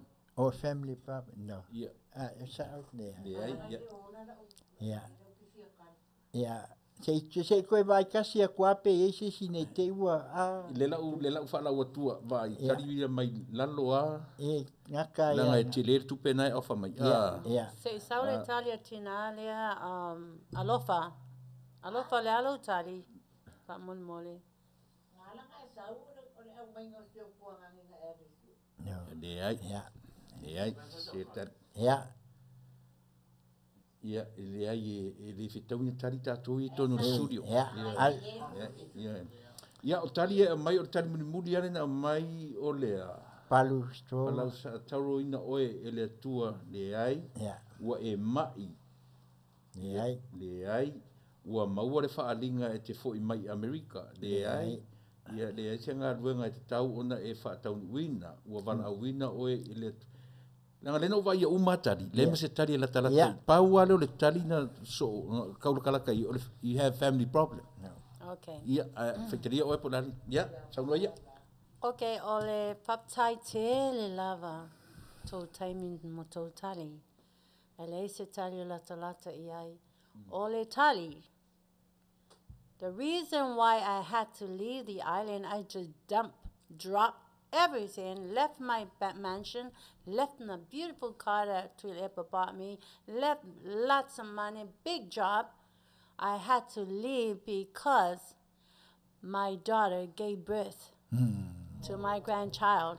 And my daughter said, Mommy, you need to come because you have been missing birth of your many grandchildren.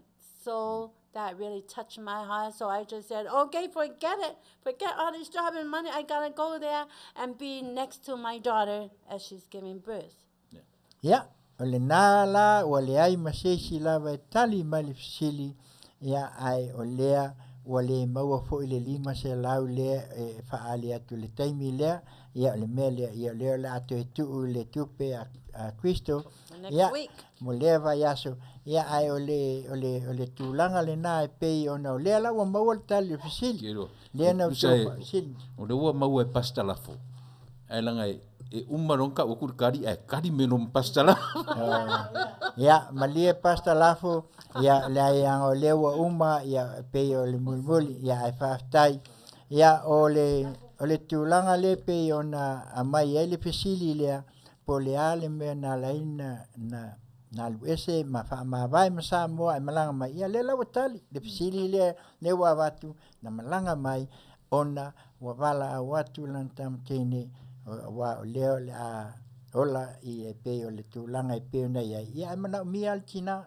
io e pe o le nganga na ua na langona ai e le silia le aulo ma pe nina manisi mea i loo le ainga ai meise o le whanau malana whanau ia o le winga le na o le tali atu e pe ona sa fesili mai ai le tuatele o tau ia a tonu fo i o atu leva yaso ia o toi au mai se si tali e pe ona iai ia o le mea lea ia ka tuia le nei avanoa Kristo ia e te saunoa ai fo ia ave ai faafetai le tatu atunu ia e maise le tāpur kalame ia ai fo se si mete fia whaapopo e o lava sina 5 minute le tu mai ia ona whapena lea ona ave lau faafetai le atunu ia ona whamai atu la ia lea o le tāpur kalame e tu sai le nei tu la le Afiafi e pei ona iai ma le whaaloalo.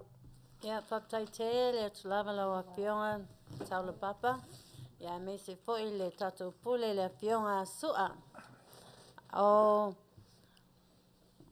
O te fia whauma atu lau program lea i le se encouragement po se whaalinga. Whaalinga mai le atua. Whaapea mai le atua. O le mafuaaga ua pa'u le Malo. Ona mua ua blame kele o kou le moto tangata le toeaina lea na Prime Minister. A lot of people blame him. Whamai le atua, it was not only him. Blame the General Attorney General. Blame the Pope. Why? O auvaanga ia higher power e lata e faufautua i le toeina. Toe blame fa petalai mai le atua through the wisdom fa mai toe blame le kapingeka. A why? O la atou ia faufautua ma faufau me leanga, ma faufau me ia ma plan leanga. You know, ti ngā mea te matiti vai le nuu ma loa ave whanua, ai le aise isi e tauwhia. Le lau watu le whaataitai o le auvaanga ia. Auvaanga ia o le Attorney General, ma le pope, ma auvaanga ia ministries. Ministers of all these ministries, they're all like gun. You know, a gun? They're like guns. They're all put together and make a gun. And then they loaded this gun with bullets. And this gun, only one bullet. And that bullet is Kuile Epa, the former Prime Minister. Well, load. Singay ko inga, fa pull ole trigger, ole gun lea. Lo to ina lea mea ma lo su e mai ia se mele le mo le motu ai tawa tu lo ya sainga ya nala the bullet went to wrong place, wrong people, wrong time. Ya fa fetaile atua wa yai le new Prime Minister tau Afiafi umangai sainga wa te ia tato wa pam oko. And I prayed for O lai tau wā lava ia Prime Minister ia lua, ai lai te tatalo lava for what's right in the eyes of God. Ole gun, they're no good people. Wa loaded le gun I bullet. Ai kasi ale pole lea, ole pole lea, ole ko inga lea, wa alu male a ko le pole all over. So that's my the revelations of God. You know, don't just blame the old man. Blame everybody, especially counselors. Or counselors, sa ole pope, ole counselor number 1 lea ela talata ele Prime Minister. O nga ia fear God, tangata pa ia o unrighteousness. It's taula, taule pope lea male Attorney General lea, o na apoa ito ina a me sale pope na o ia lata ile atua. It's taula on yana ia, on advice lito ina lea. Yeah, we're too late. So, o lau tatalo I lau Afioga, Afia me, le Prime Minister Folia, lau nofo a inga, ia matau I le atua, whaile me atonu me le atua, ia lofa I tangata matitiva, love the poor, never aila ia, the poor will bless you, the poor will flourish you with blessings, because ave so tupe tangata tele tupe, ele ai se kakalo, ave lo tupe ma yasi le ainga se pirikake ma se kaifai, eta talo ainga mativa lea. And I pray for your blessings. I pray for your reign to be blessed tremendously by the Lord. Mua mule tua, and then your reign will be so much blessed tremendously. Yeah, a lot of advice na ya itato Malo, male tatalo fa Manuia na mole tato Prime Minister fo. Yeah, ole paulava le mea wa uma fele time so say si rain, a lato say si rain. I fato ese tu lava itato tangata Malo all over. Ise ngangana fo wale tu sai mo tau whaalongo. Ono au ele pea o Taulapapa. Ele Samoa. Mawalunga le Samoa. Mawalunga le Samoa whaaloalo. Ia aia se mea wa leo wa paulua. Mole mangalo mai ia o se ona o se tama ia te oe. Ma se tu fine ia oe. Ma se au na mole atua ma au na mo oe. In Jesus Christ's name's sake, I say all these things. Amen. Yeah. Malo Faatai, ole na o to Faafoga mai, ia ole nei foi au unanga ma nei por kalame le Faasoa I me sa tutupu I tau sanga o tona. Ia ona ole tau fai lava ina ia longo pueli pea. Ia pa ia man malu o si o tātua tunu fa malu luatu. Ia ne te ua avea foi tūlanga le kālesia e pe ua lape ai foi se ngana ia ua tau fai lava e wha manino atu e le ai e le o le pope o lo aluanga I ai ia le saunoanga ona o le tūlanga o le foi pe ono tau silafia ia e tau le malamlama le Kristo I le tūlanga e pe ona iai e tai o e kālesia. E leo iai laso na natu whapea whalaua I tele ona o le pope o lai o ia e pe o tai. Lea watu lang tala o tai sa iai I le kālesia e pe ona leo tau silafia. E le ia e whaia I langi fo launga se sa avea ma tai. Ia o whapea nei lawa nei to e ina iai. Ia ale me sili whaatai o I whaamalulu atu ai nei te o tau tau le pua malafo mai e le ai o le ngangana lava ia o le whaatino atu e ia ona o lona ia whapea o le pope a mea uma e le ai e ese lava ia whaasosolonga ia au tai ia e pei ona iai e le a fia fua whaamalulu atu ai ia ai mai se foi ia e pei foi ono tau silafia ia ele ngata foi lea na e tau te silafia o le Attorney General ia o ai lava sa iai lewa I taimia le o maua atu ia se swafa. Ioi anai tau te iloa o tau te vava ai lua afe mal tolu ma lua afe mal fa o i lātou uma le nā o le avatu ai sa na tu a lalo o na sa lātou whaia ia ma lātou tilo ia le ala e mana tu alawa e Kristo ia o le taimi lava le nā o le alawa e mai saina ioe e peila na si toi so atu al mata upu lea e watu ai le tu a lalo i le Afioga le Tamaitai pā le mia ma sila iai wa lewa ian kau pā mai le alai pe o na sauno ai Kristo wa lewa ian tau o mai saina ioi wa lewa na iei saina e Samoa a le malosi lea peila le ala wa maua nei al wakulo i le whanga ka vili ka uloa maua lo saina o i ngala lenga pakakuloa le ala wa saua iloa ioi ai e pei o na watu mai a tātou e outou sila fia ma malama si o tātou watunu e le ai lava se mea o ngā se paua lea le whainga malo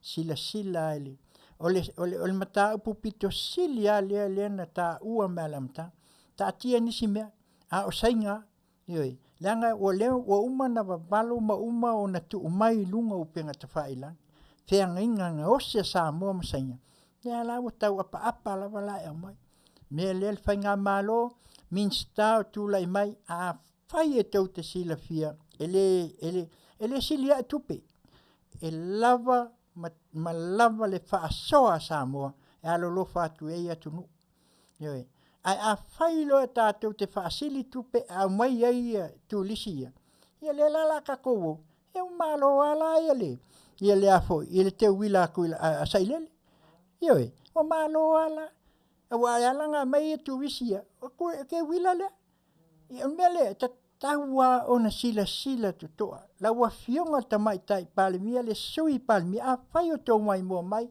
a li i Tamaitai minister sila iai ele silia ele tues lea a iai me tupu mai ai iai pakakua ka mai nei leo to va iai o leo saule si va ale tati ai o ngā luenga ia leo whai ai ia tato va ai le tues ia ke le ale wala nei tato te le lope mai avengi me foi leo ka kon foi e fe wa ia le lunga pu a alua kuma kamanga la mai ka penga maua uma sainga langa la wai lunga le sakelike kelele ala kuai ko mai lo sainga study a ko aka ko Samoa o le ala me la ye o le tu ala lo le a fai tatou te alo lofo el tatou tu ia fai le 4 milionga la le noi 4 milionga asia a le wa mai le tala tu pe ka fe sol kwa io ulangona ya ulanganga fia asia tala tu pe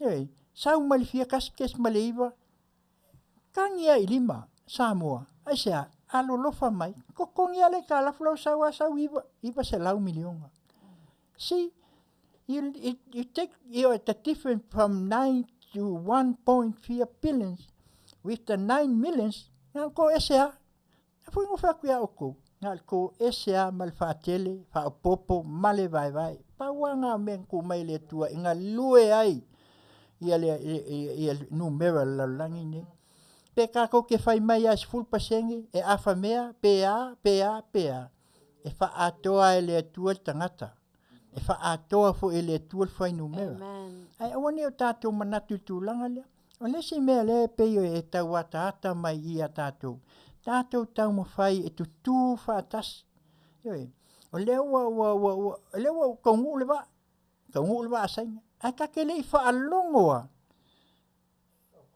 o saingi se konkalake o le valele le ele fa alongoa a fai la saingi el vanga le a kule o la le menga le longo mai a le saingi le Singapore saingi le va a le a fai mai le va mai a Emirates yoi saingi uma konkalake o vai fenga saingi konkalake va ale a sainga le o kongu mo tu visi Samoa fesili na langa matou te no fo atu ya tunu nei ale mako ke kilo mako ke loa uma me le tutu langa le tunu nei a mata tuai o nei loa me le lalangi nei la tunu nei Amerika po ai uma tunu o lalangi Amerika me ngai kai kula e pa Amerika nang fo wanga sau wanga nga ba ya o ele fua isala el mol fua Amerika ma nga ba ya kula e pa kia ilo aya al wa ilo lunga fua sainga Le anganga le nā le tau watu e nei pei o na saunoa le Afioga ia Leatuivaoalii. Le nana watu ai. Le whanga lea, uku alpulu. Fiu loko ila epa e su e po o whel me sao e le pā. Kasi al men kalia e le pā al whanga kuila epa, sainga. Le ala watu. Tatu tilo la le levanga corrupt mai. Lewa na amata mai. Ioi. Ai awane o tātou tu ala loa le mele. Le whainga malo le tu lai mai. Wha mole mole. O le upu e feo lolo le mua i lo le lona lua. Ioi. A whaila o tātou si la fia tu langa lea. Mako ke le aloa, mako ke le fefe fo. E tau sao atua. Ai a whai o le tu langa lea. E koe sui fo i whainga malo lima tau sanga leo luma. Sui. E sui e le atua.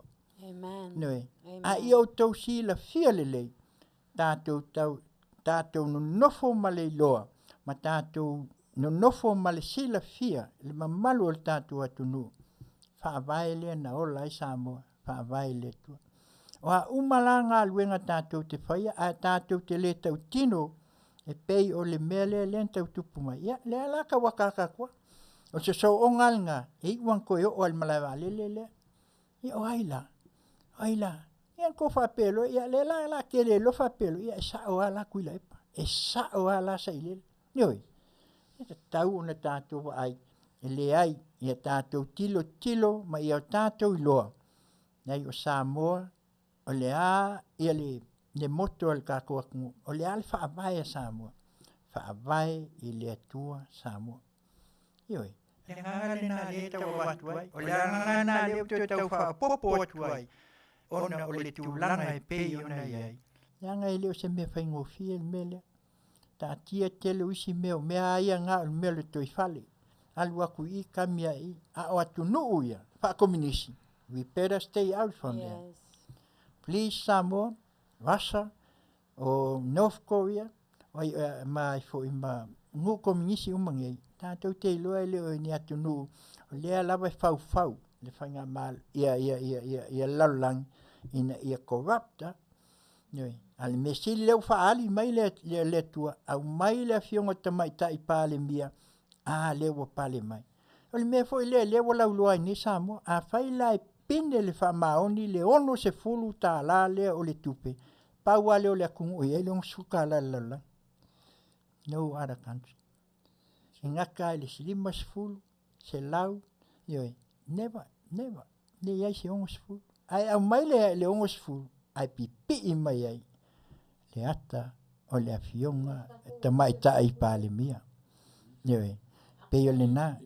Le ane tawa watu ai le nganga ina ia, outou sila fia, le whaataua. Titilo le situ, peo na outou sila fia. Ia le situ, o le ata e le situ, ole uluai pale mia. Le tua a o le Afioga Tamaitai pale mia. A o le situ. E au kako ke afua pe yese aka o sailele. Ka ki ai pea. A wale ai asonga i aka. Wa uma le taimi. Ioi. A leo kako kalangoa i le mea ua tupu. Ma mea o leo wa ngai ai tātou. O lea. Whata waina. A wai kai kako loko.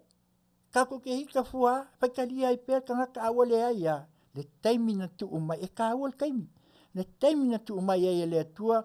Le nofo inga ya saile. Ngalo uma me afango whaki ako. Po lea le pokol ka ngaka. Po lea le whai mai e ama. Misi loma le atua. Ngā whapongi sā e le atua. Ale ke le kula fongo. Ngā whapongi sā. Amen. Yoi. Whapongi sā e le atua vese. A vese e mal mawhau. E kaunga whai se mea ilo ai. E alu waso sā waso. Le mea le nā le walai ono uto e tu atua. Ma watu le pa io lau tau whafonga Samoa le nei tū la.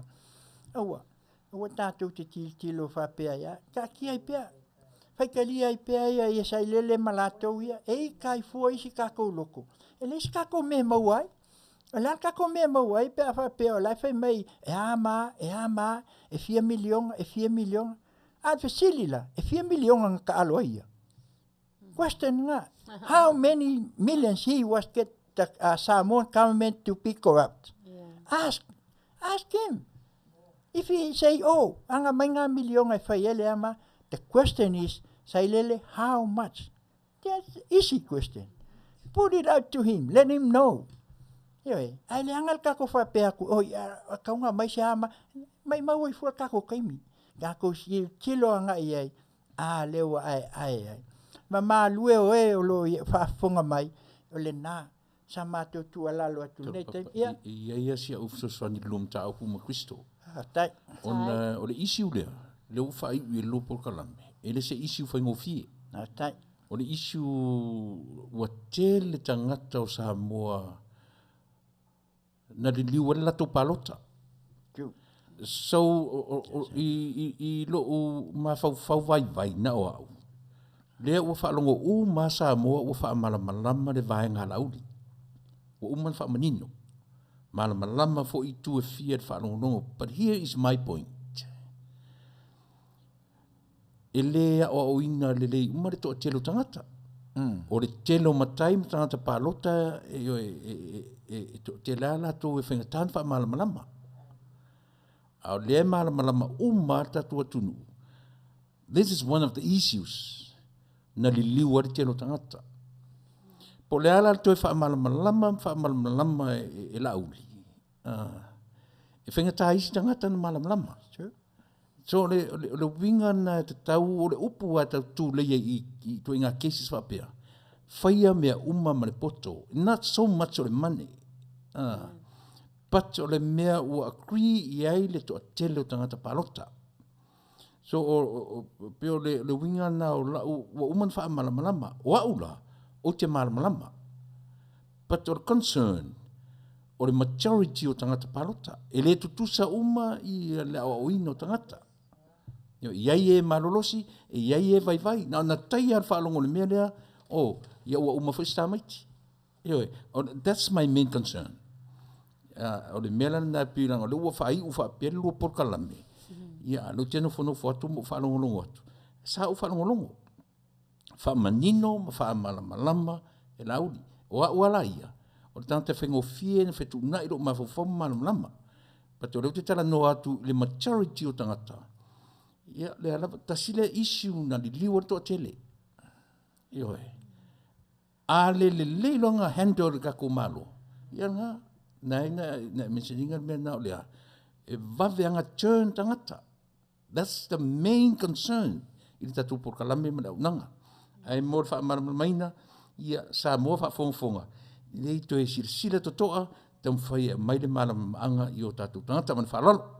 Haftai, ia ole nā ua a mai le saunuanga po le tu alalfo ia le Afioga i le whatonu, ia e manatu fo ia ole nā e pei lawa o nā watu, ia le ua tō whaafonga mai ona ua la vea i le whaamatalanga ia ma le saunuanga a le Afioga ia Leatuivaoalii, le tūlanga le pei ona iai le tui o le neito ia ina, o lo na ua pā le mea lea tau atu loa ngā o sai ngā lea kalia.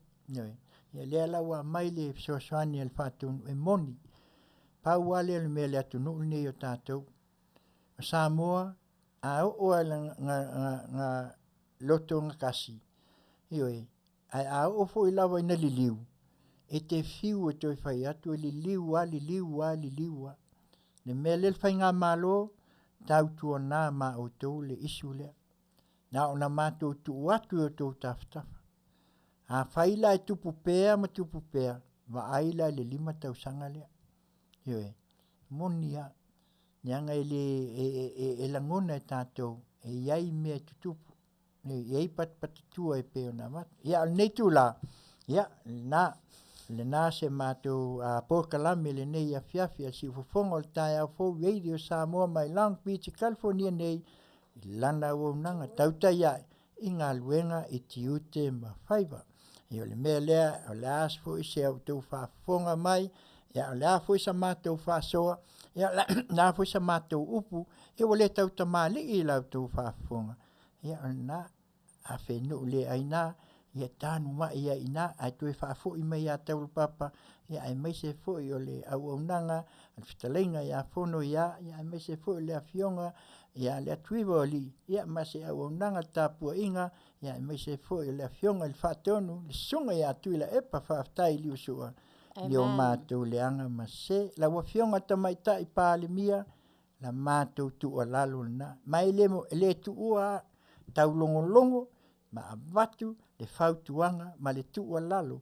Ale au nanga a si fofonga o le tai au fou. Radio mai Samoa mai lang Piti California nei.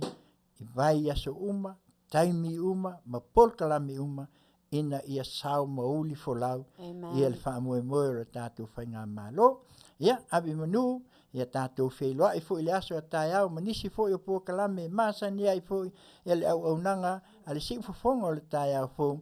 Lea vai aso, ia tātou wheloa i o leo a maua, pe o nā watu e le a wai mai le Fetalaiga ia Fonoia Masalo ia na alfaltua fo i pa le Afioga nei ia Leatuivaoalii na tau whaawau atu pēl po kalame a le nei tūla whape nei atu ai Taulapapa Afutiti Masina le nei malana au nanga tō wha sauifua Samoa ia le pese lea la whai watu ai ia ona mātou whalulu lima lea ma wha tō wha Manuia le Afiafi.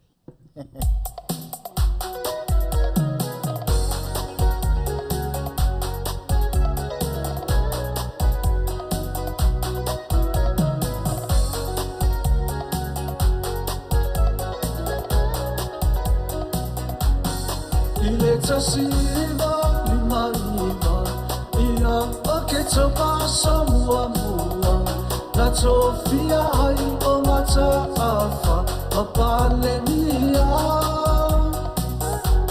sa fili akile pagota sa faalilo lilo ona faia e papalang ni masui usufono umasangoa Tama faile tsetsea enana Ayali lavalona paepaena Waino umaile ni basa Vaapele nalolani atoa Oia ole tama aina Letu Samoa sa taunana A ole ni wafaalia Lona tulanga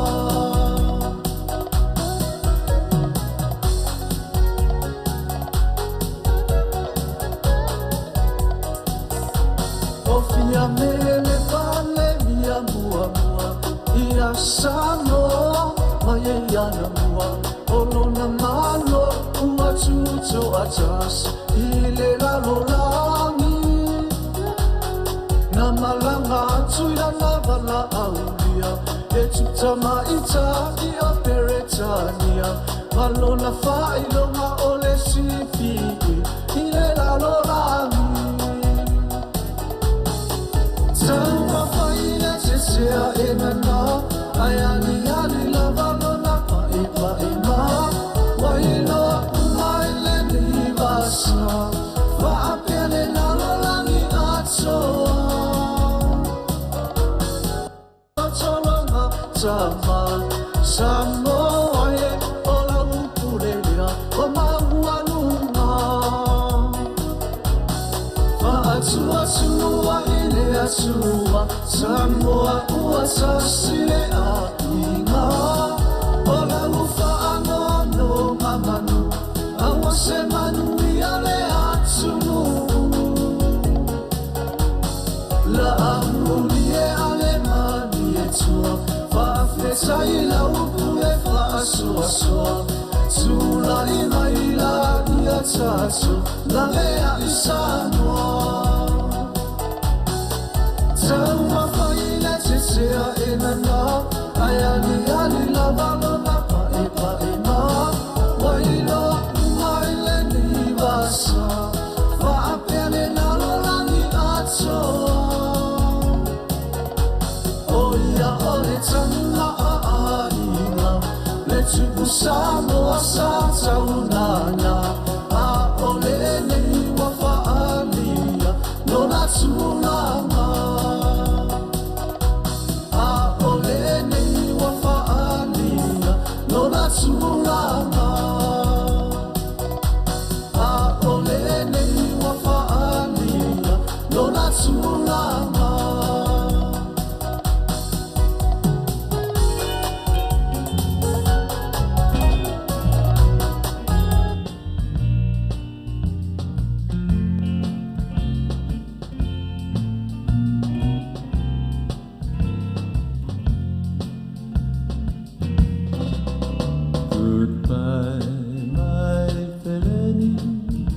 ole a